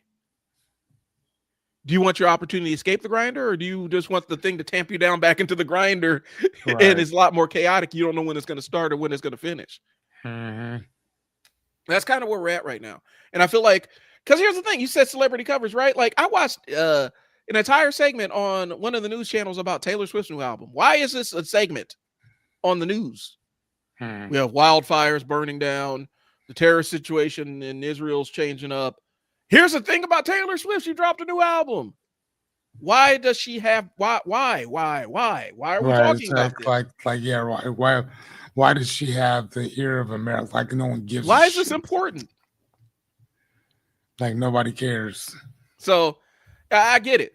And they flood us with this crap, this celebrity stuff. Be having celebrities I ain't never heard of. Well, this person's on Dancing with the Stars. I don't know who this person is. Y'all just making up folks. Right. Y'all just making up famous people. Okay. I'll let you take this one. Emergency language. All right. Well, it's okay. So where we at? Emergency language. Emergency language. Leaders or pundits use urgent, existential, catastrophic, or threat to democracy phrasing, but the actual policy details are vague.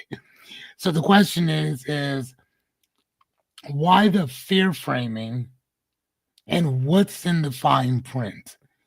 So it's kind of like when people say, when Charlie's on there talking about how Black people are only 13% of the population and we commit half of the crimes. That's what they're talking about. Where it's, but it's like, wait a minute, what? Invasion. You know what I'm saying? So it's, I mean, and again, it's not just misinformation. It's a whole fucking lie. Mm-hmm. And they're using it from a stage of emergency. Like, this is what's happening. Black on black crime is just out of control. It's like, what about white on white?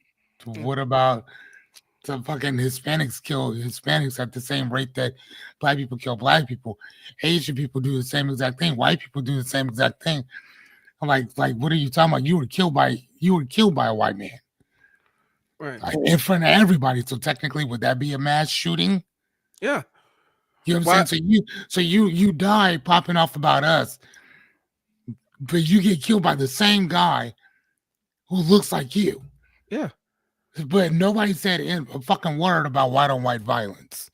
You know, nobody said anything about that. Listen to me, that never came up. Not one time. You can watch any news segment, and it never talked about white on white violence.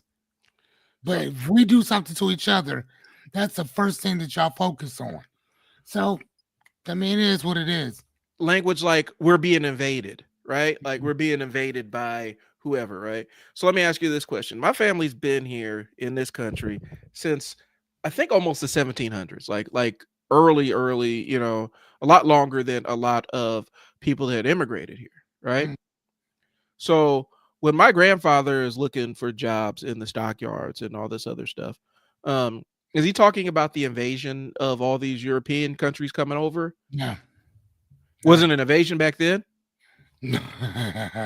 Was it an invasion back then? Are you talking about during the Homestead Act? Yeah, were we being invaded? Was it nefarious?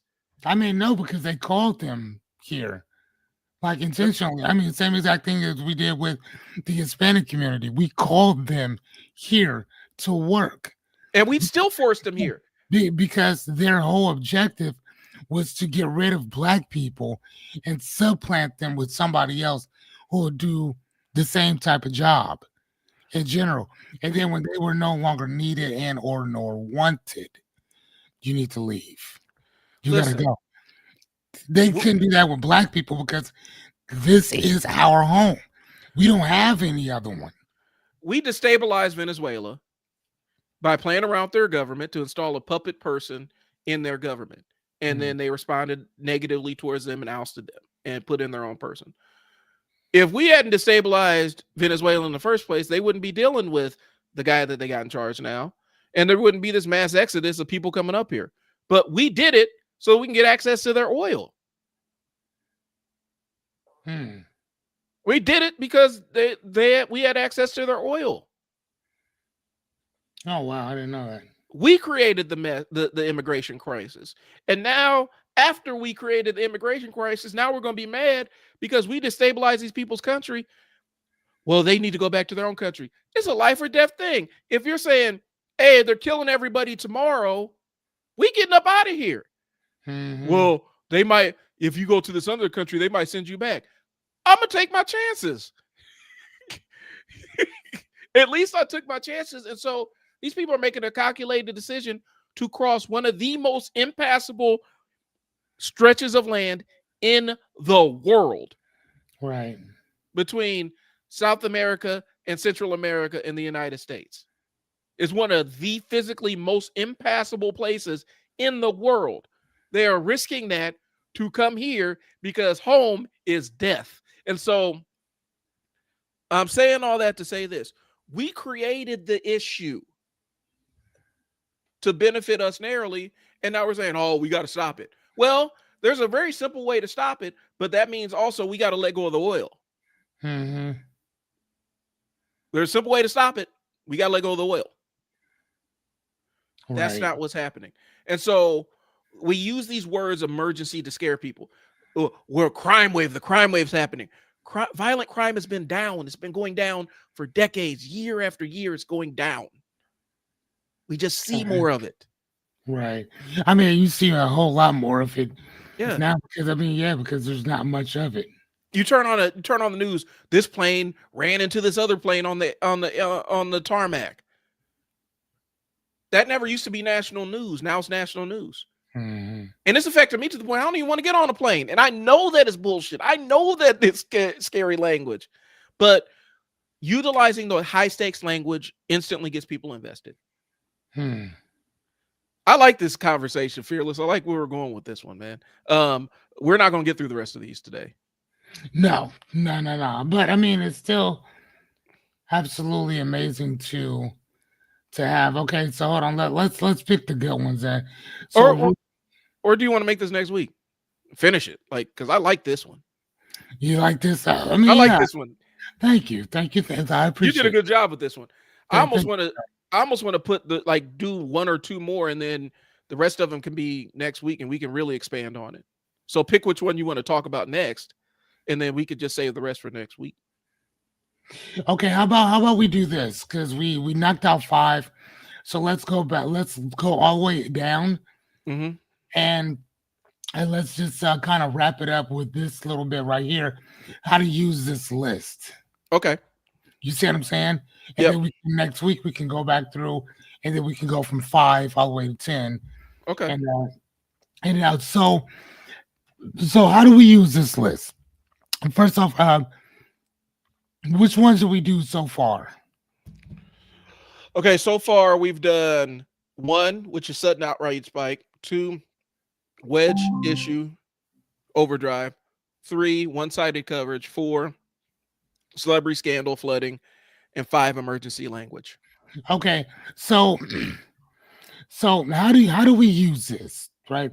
So the first thing that we want to do is we want to pause. We want to take a pause, take a break, right? So when a major media wave hits, I want you to stop and think, and I want you to ask yourself at least one of those questions that we talked about before, right? And again, you can remember by this: the who, what, where, why, when, how, and if, right? Mhm. So who's going to benefit from this? Mm-hmm. By us being divided? Who benefits, right? Why am I only hearing one side? What's the other side of this? And that could be for any argument, right? What am I missing? What's not being said to me? How is this affecting me? But not only me, how is this affecting other people? Right? Again, that's what are those questions called? Open-end. What? The who, what, where, why, when, how. There's a certain word. I can't remember. Right, but yeah, anyway, ask yourself those questions, right? What is this for? Who's doing this? All that stuff. Why is this being framed this way? Why am I not hearing about this from other people? Why is, like, when we talk about tariffs, okay, what are tariffs and what do they mean specifically? And why is he talking to me specifically about them? And then go and read about what tariffs are. Read about what they are. And I guarantee you, when you start reading about what tariffs are, and you start to understand, you start looking back, and you say, hold on, when you say that you're going to put all these tariffs on me, or excuse me, on them, what you're basically saying is that you're going to tax the shit out of me. Mm-hmm. You see what I'm saying?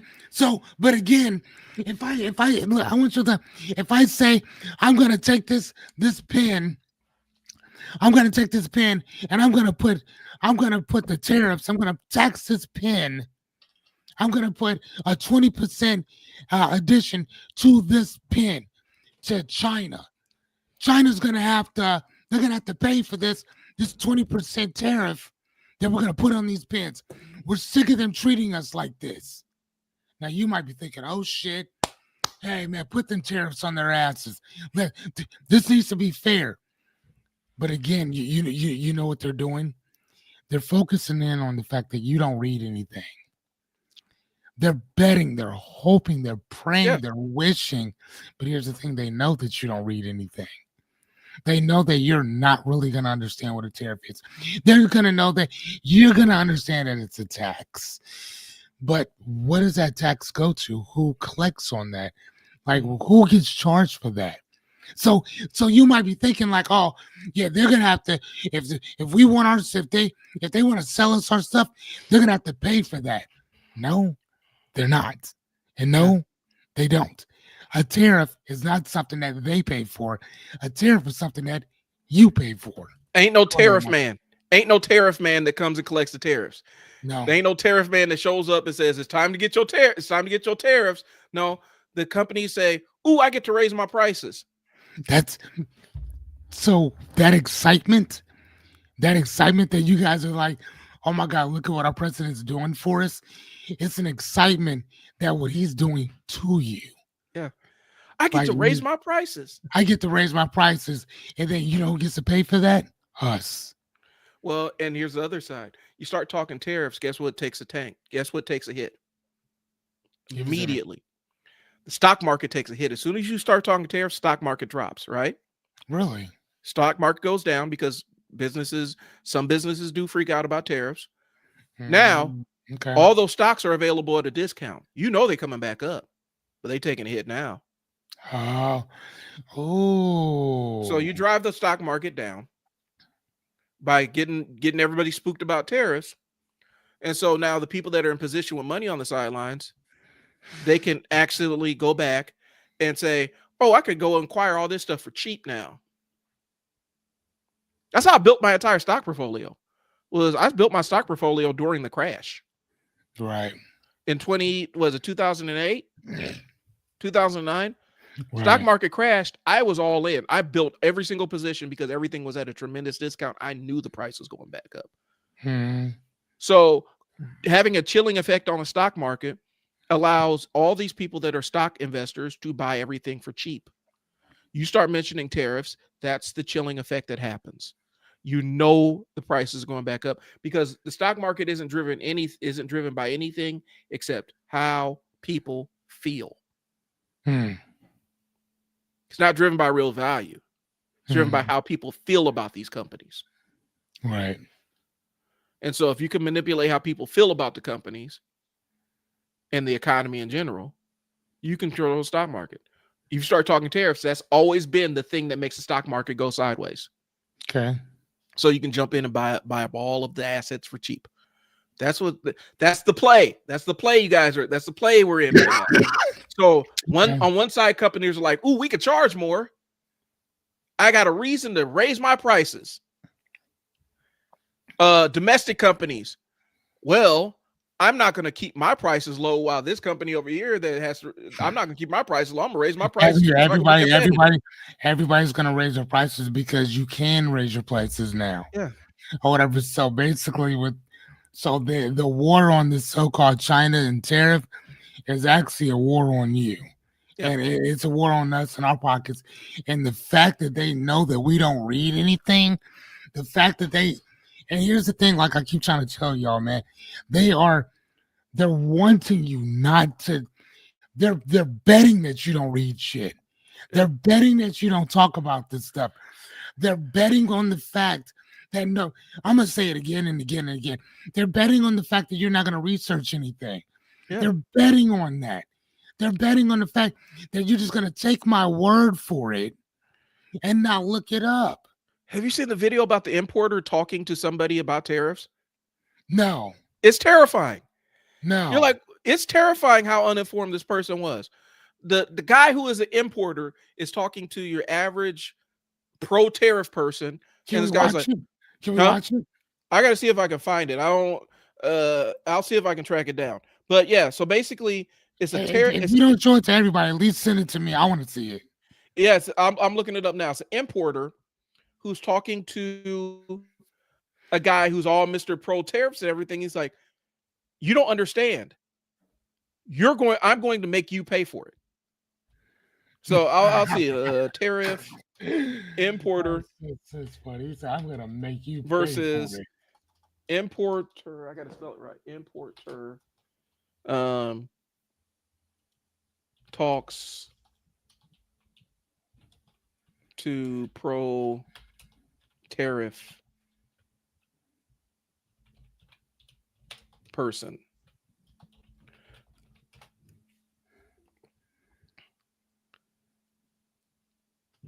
And so, yeah, it's tariffs explained to MAGA by a professional importer exporter. This is a 6-minute long video. I'll send it to you, and then we can why don't we do this? I'll send it to you. We'll figure out what parts we want to show. Okay, yeah, do that. Because yeah, bro is like, nah, man. It was like, and he basically explained his entire process. The guy's like, well, you know, the company's gonna pay the tariff. He's like, yeah. And then we pass the price on to you, and then Right. you pay the tariff. Yeah. What? Yeah, Yeah. that's how that's That's how that works. It works, man. And again, and here's the thing, y'all, and I want to make sure that you understand this. I didn't know this yesterday.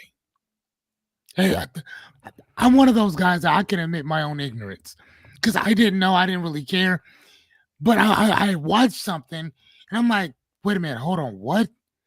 And then I started looking it up and I'm like, oh my God, this is what this man has been talking about this whole entire time.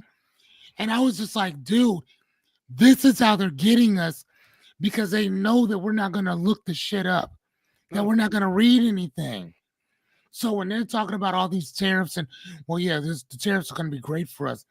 No, the fuck, they're not. No, they're not.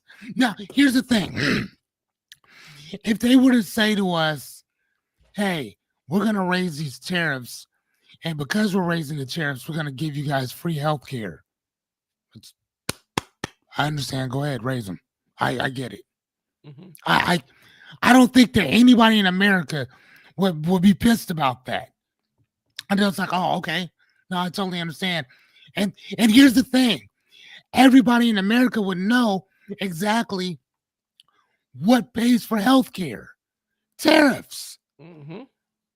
Tariffs pay for it. Now, again, if you want to get a rhinoplasty, if you want to get a BBL, bitch, that's on you. You got to do that on your own.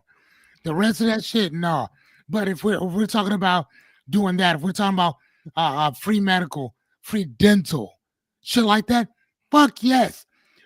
Raise the tariffs. I would understand that. Everybody would understand that. But the fact that you're paying for something and you're not getting dick out of it, nothing out of it, there goes your problem. And the simplistic thing is, well, buy American. Well, okay, so you buy an American car. Okay, the American car still has to import aluminum, rubber. It still has to get imported. You know what? Components of it still get, huh? You want to know something? Go ahead, keep talking now. Components of that car, because most of the time, the when you could say made in America, that just means assembled in America. We imported all the pieces, assembled in America, like IKEA. Yeah, and so it doesn't really mean what y'all think it actually means, because very few things, like from the end to end, we got to import the aluminum, we got to import rubber and stuff like that. There are components that we don't make here, and if we made them here, they'd be 10 times more expensive. Okay. And so even then, even a tariff on, that's how tariffs work. So even if you're saying this is American made, you still have to pay the tariff on the materials to make the thing. And they still pass that cost on to you. It always get passed on to you. I don't think people understand that. And so I think we can't say it enough, because I don't think people really grasp that. You're always going to pay it. No company is going to say, I'll swallow the price of tariffs for my customers. They ain't doing that. Hell no. They ain't doing that. Oh, why don't you buy a camera in America? Have you ever tried to buy a DSLR, an American-made DSLR? Are you serious? Are you serious? Because even then, the sensors are still made in Japan. Hey, hold on 1 second, bro. Hey, keep talking now, because I'm watching this. Oh, you're watching the video? Yeah, no, because I want to talk about which ones, what we can actually do and what not. Okay. So I think that's the mistake, but they're banking on you not knowing this stuff. There's banking on y'all not knowing a lot of different things. Because if you start knowing things, that's where, and I think that's kind of where, like, I don't think college is this end all be all magical thing that instantly just makes you smarter. I do think college exposes you to other people who have different points of views.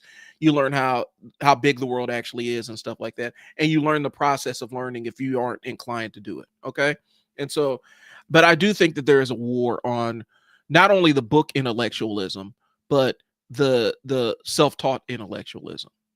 Um, you know, I think that I think that a very specific segment of the population benefits when we don't have critical thinking skills and we don't have the capacity to go look up information on our own. I think that the powers that be benefit from that, because when you have a populace that actually questions even people they agree with, you have a dangerous population for you, because you have people that understand when you're trying to run a line of bullshit down. And I think um, there's a specific segment of America that actually wants you all dumber, and they don't want you to question the entire No Child Left Behind. Like, No Child Left Behind did real damage to an entire population of kids, and it's not just because of test results or anything like that. What happened was they took out a teacher's ability to teach context clues. Context clues are very important. Being able to read context clues is hugely important to critical thinking. They took out teachers' ability to teach subtext, context, pretext. Teachers can't teach that anymore. They have to teach the test so the kid can pass the test. When you don't have the ability or capacity to think independently, to take information and then compare it against other information, you're losing a very big chunk of yourself. And I'm not just talking about conspiracy theory bullshit. I'm not talking about believing the contrary just because it makes you feel smart. That's the Kanye stuff. That's the Kanye shit, where you believe something opposite just because you believe something opposite. That's not what I'm talking about. And I'm not talking about do your own research, which means watch a YouTube video. I'm talking about your ability to say, this doesn't pass the smell test, and I need to figure out a little bit more. When they put No Child Left Behind, it took out kids' ability to question what the history teachers are telling them.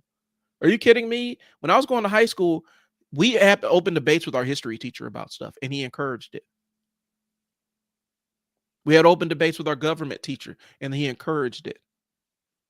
And that fostered our ability to question the authority and see if the authority is coming from a right place of information or a wrong place of coercion. Killing No Child Left Behind absolutely gutted us from an intellectual standpoint. And there's a whole generation of kids. Not only can they not, there's a whole generation of kids that don't understand context clues. There's a whole generation of kids that they can read the words, but they don't comprehend the words.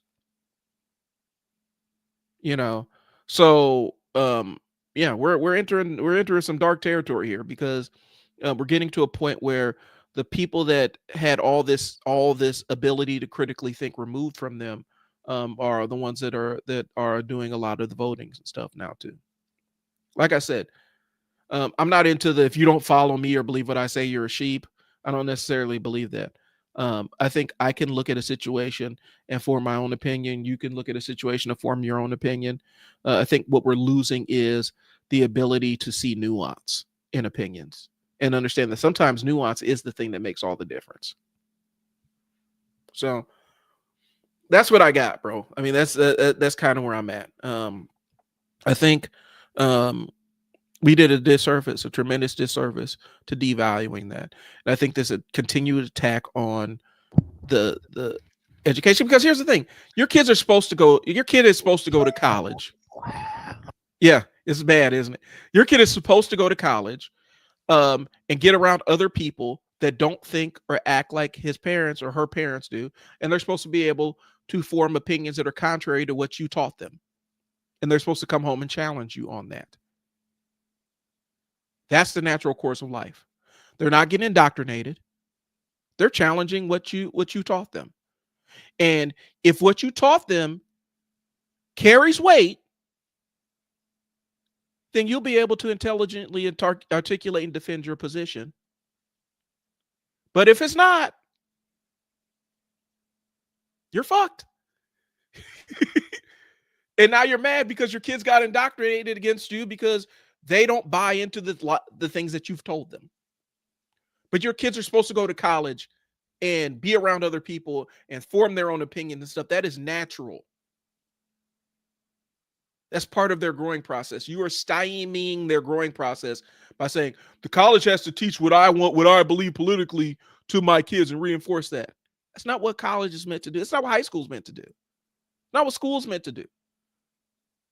Your kid's supposed to be able to go around and experience other people and other cultures and stuff and form their own opinions about things and come back and challenge you.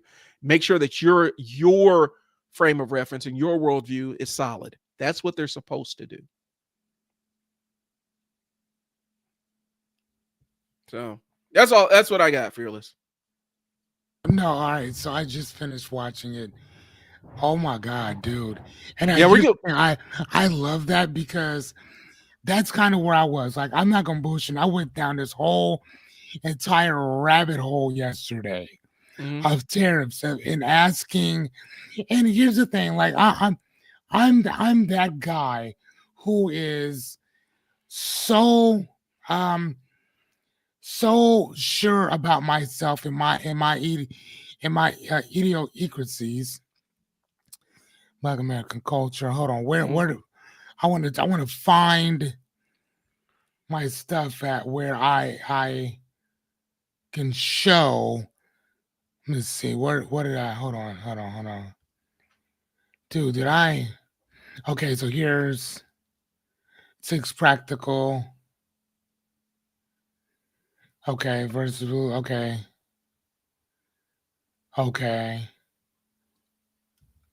Okay, so yeah, I want to show you guys.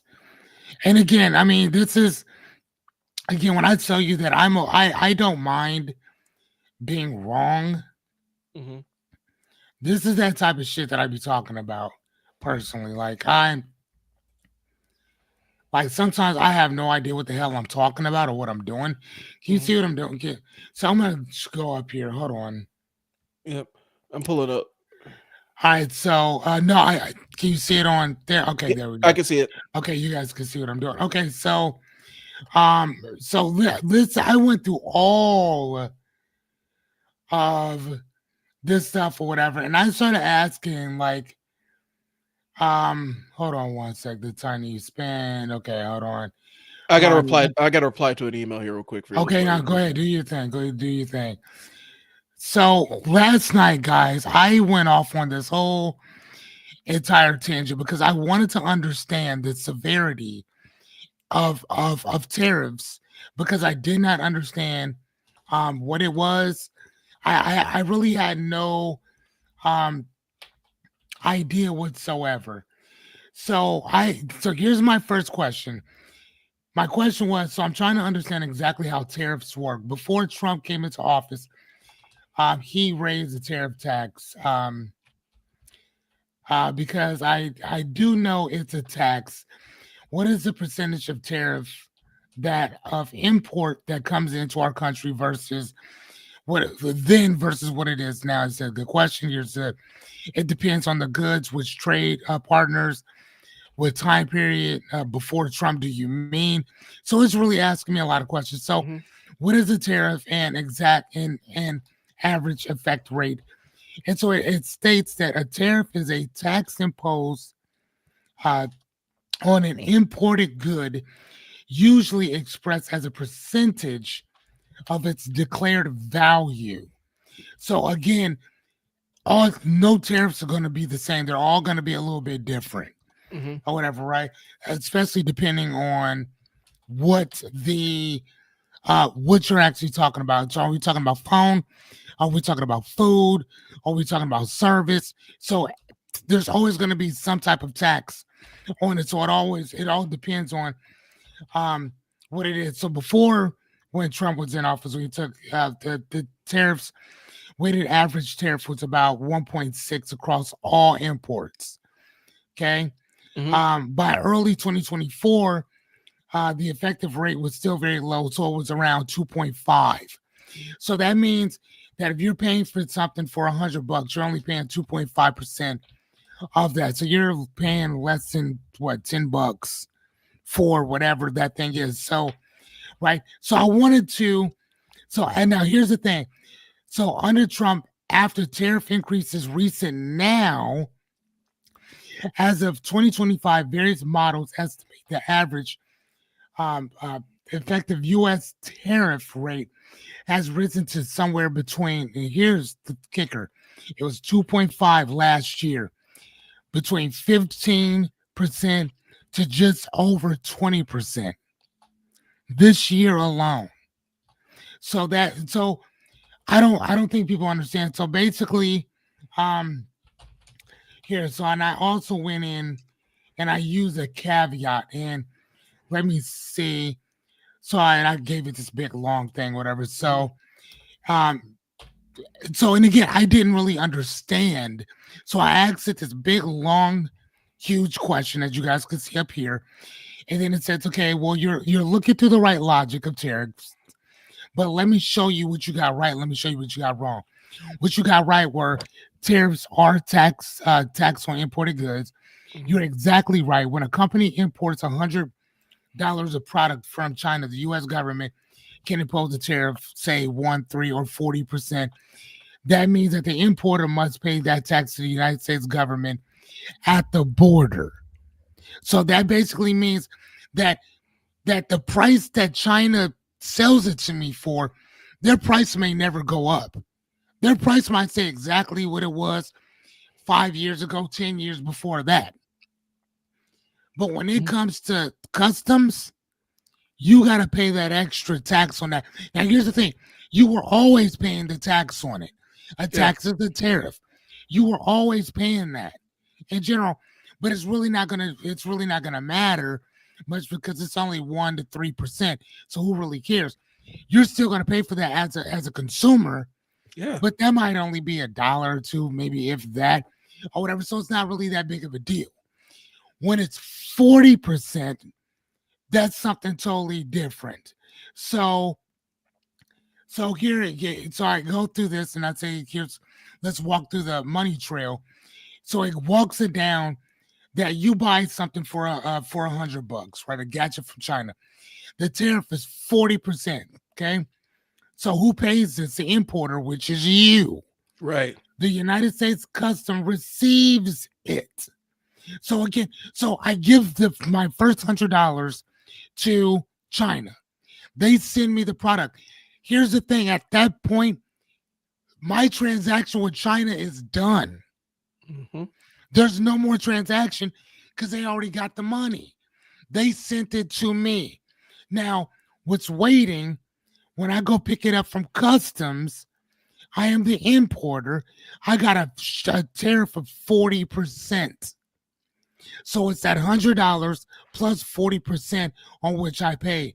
So now the importer, which is me, is now spending $140 on that product. Now you might say, well, okay, well, that's not that big of a deal. The problem is the volume in which you're buying. I'm only talking about 40% of $100. Right. When you're buying something for, let's say it's $1 million, that's 1,400,000. You see what I'm saying? Or like somewhere so sick, it's 40% of that $1 million that you're going to be paying for. You're not going to be buying that stuff much longer. You might only have a little bit, right? So then it keeps going down. Number 4 says, importer resells a gadget for, now this is customers. This is us.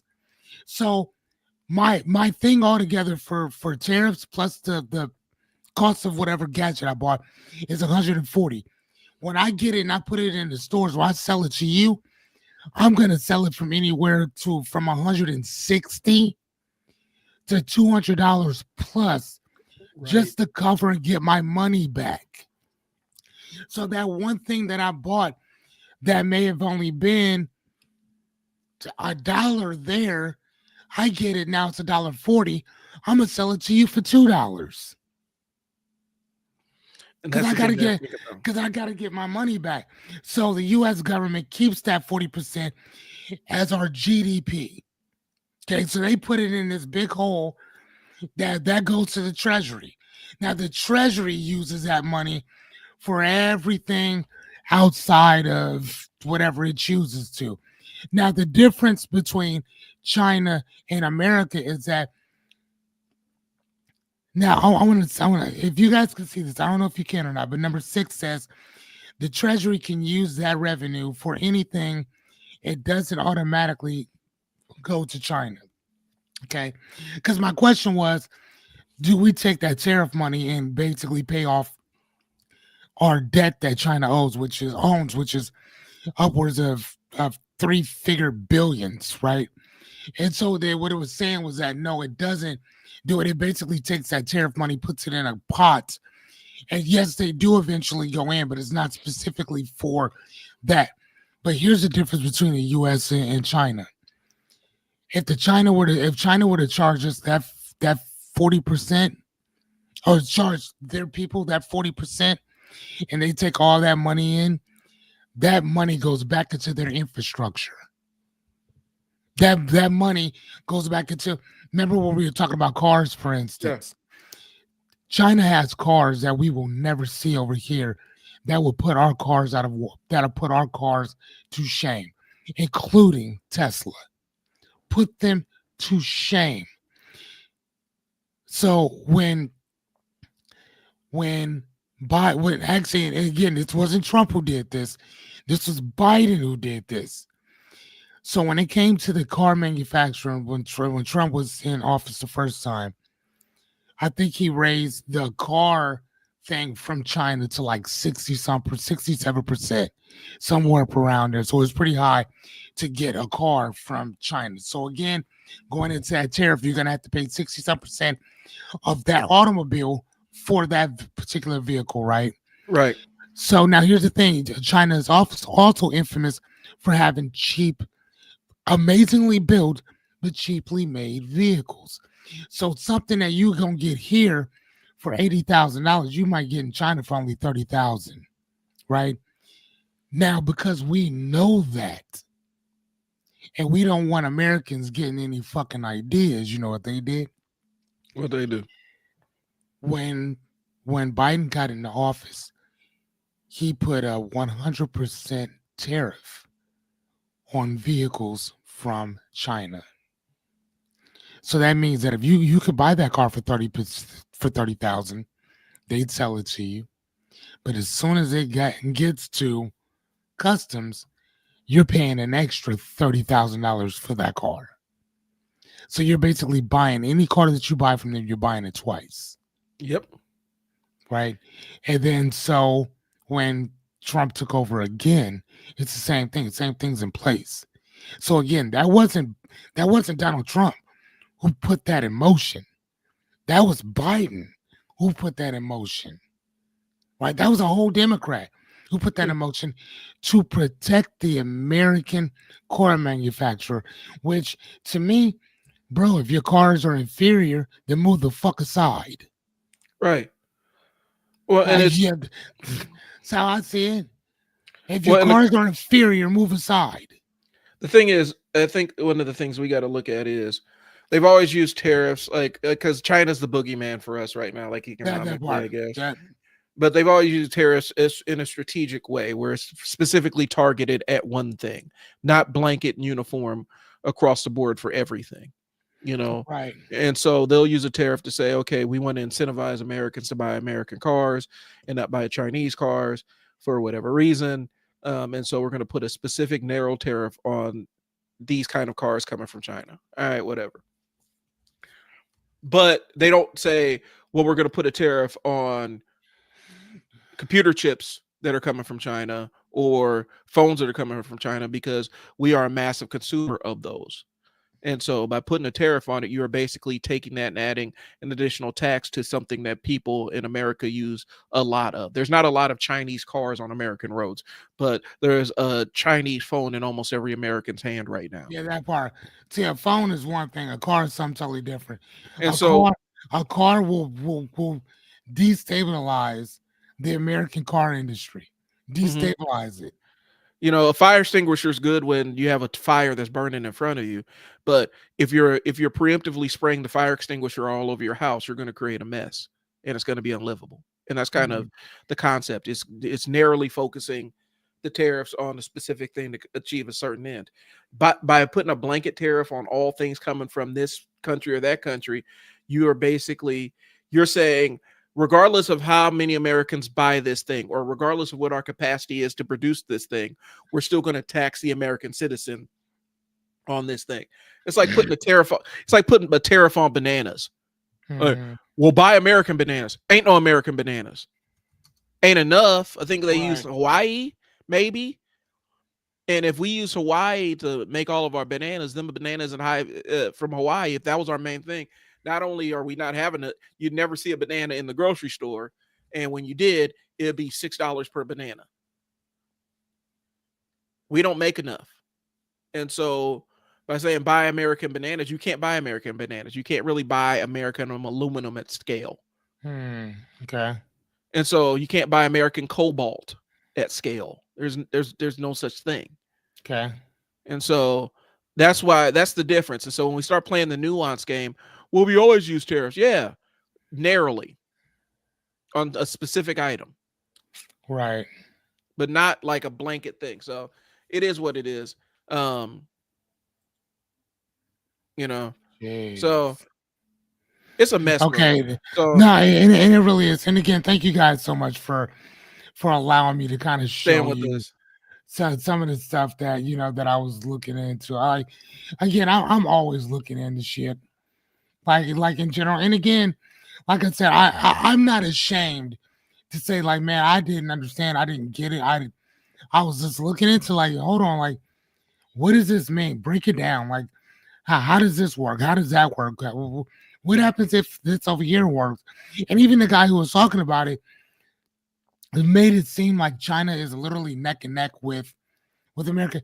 And again, from what chat was saying, was like, no, they're actually not neck and neck. There's certain things that they kind of are, but they're still not. America is still we are still number one for now. Yeah. But that number is also it's we went up, now we're gonna be going down. Yep. And that is true. And what it was saying was that if we slide down into second, third, and fourth, what's gonna happen is that the American dollar, which is almost accepted everywhere, will be almost it won't be worth shit. As a matter of fact, hell, if you go to the UK, I think if you go to Canada, now it's not what it used to be anymore. No, the dollar used to be like the world for every $1 of ours, it's like 3 of yours. So like that's how we was handling it. Now their dollars are worth more than ours. Well, and that's a fact. And that's the thing. We by having this exciting version of government where somebody's doing something, basically you've shaken a lot of confidence in our reserve currency. And that's literally what it is. It's shaking the confidence. Go ahead. Sorry. And I'm not a big proponent one way or the other. Like it is what it is, But I'm just saying this is the business side of what's happening right now. Right. The business side of it is the world doesn't have faith in our currency as much anymore because of how volatile things are. Like we don't know what's going to happen. We don't know what he's going to say tomorrow. And it's not just that or whatever. It's the fact of the matter is that these other countries are wondering why did y'all vote for him? What is wrong with y'all? Like, what's wrong with you? Right. You voted for this. So again, when countries start looking to other people and start looking towards other countries to start doing deals with, and then we're in our country, we're like, well, they're not dealing with us because of our freedoms. There is no more fucking freedoms, champ. That shit's out. There's a reason why a lot of these countries, when they have these hard line right wing, like I know Germany almost had a Nazi, kind of almost a Nazi-ish like 2 party. years ago? No, I'm talking about this last election cycle. Oh, really? Yeah, Nazi aligned party. I know they were starting that before. JD Vance shouted him out, which everybody's like, "Hey, bro, that's like a Nazi party, bro. You don't want to align with him." And then he backed off of it. But when you have, No. He backed off of it in the yeah, public. yeah, when you have a party that's that far, it damages the country's economy because the rest of the country's like, "Oh, wow, those people, they are crazy. They're crazy." And so, that's why people look at Turkey as like, yeah, man, people ain't investing in Turkey like that right now, bro. Like, put my money in Turkey right now, bro. Right. They moving crazy. People invest in China, even though China is, government censored, controlled everything. At least it's predictable. You know what's going to happen. You never know what's going to happen when you got a strong man in charge, bro. Anything can happen. No, and then not only that, though, but one of the things I was watching in that video that you sent me was like the reason why we're never going to get a lot of those jobs back is because of China's poor labor laws. Yeah. They have no health insurance. They have no, their people are poor as shit. Anything happens to them, who gives a shit? Right. Type stuff, whatever. Their infrastructure is poor. That way, it is so bad. Their working conditions are so bad that they have those big buildings that they have people working in. They got nets. They have to put nets around the building because people are killing themselves because they didn't want to do it anymore. The people that they had working at Walmart in those conditions were absolutely horrible. So that's the reason why we don't have that. And the reason is that they don't have to pay them much. Right. And for the most part, the government was like, no, go ahead, do what you do. They'll just work. They'll just work. But here's the crazy thing. That same government who doesn't give two shits about their people is the same government that builds on their infrastructure for their people. Right. So it's like it's hypocrisy at its best. Uh-huh. But at the same time, though, look at their infrastructure. Look at what they're doing. Look at what they're building. What's the difference between people don't mind investing in China, but ain't nobody invested in North Korea, bro? Because North Korea is unpredictable. You don't know what they're about to do. No. That's just it, though. Yeah, they repress it. North Korea is very predictable. You know exactly what they're going to do because that's what they've been doing. So it's not that they're unpredictable. They're very predictable. No, thank you. You starve your people. Your country is a hostage country. No, thank you. But what I'm saying is, what to do with y'all? When I say unpredictable, I'm saying you don't know if they're gonna fire off a missile into the ocean. Like that's what I'm saying. Unpredictable. Like they fire off. They do shit like that. So they are very predictable. Yeah, but we account for their unpredictability. We expect them to do wild shit. They are predictably unpredictable. Yeah, that's what Trump is. He's predictably unpredictable. That's why people don't invest in North Korea because they're like anything that they could be sitting there and all of a sudden somebody media and they think they firing the ocean. Hey, your audio is horrible. Yeah, my internet is probably at its limit right now.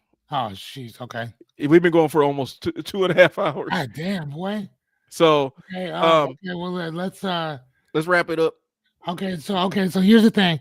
A couple more things and then we'll sign off.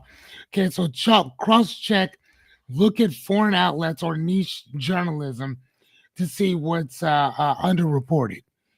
Another thing, trace back, follow the money, the contracts, and the lobbying filings for the same week. I never thought about that.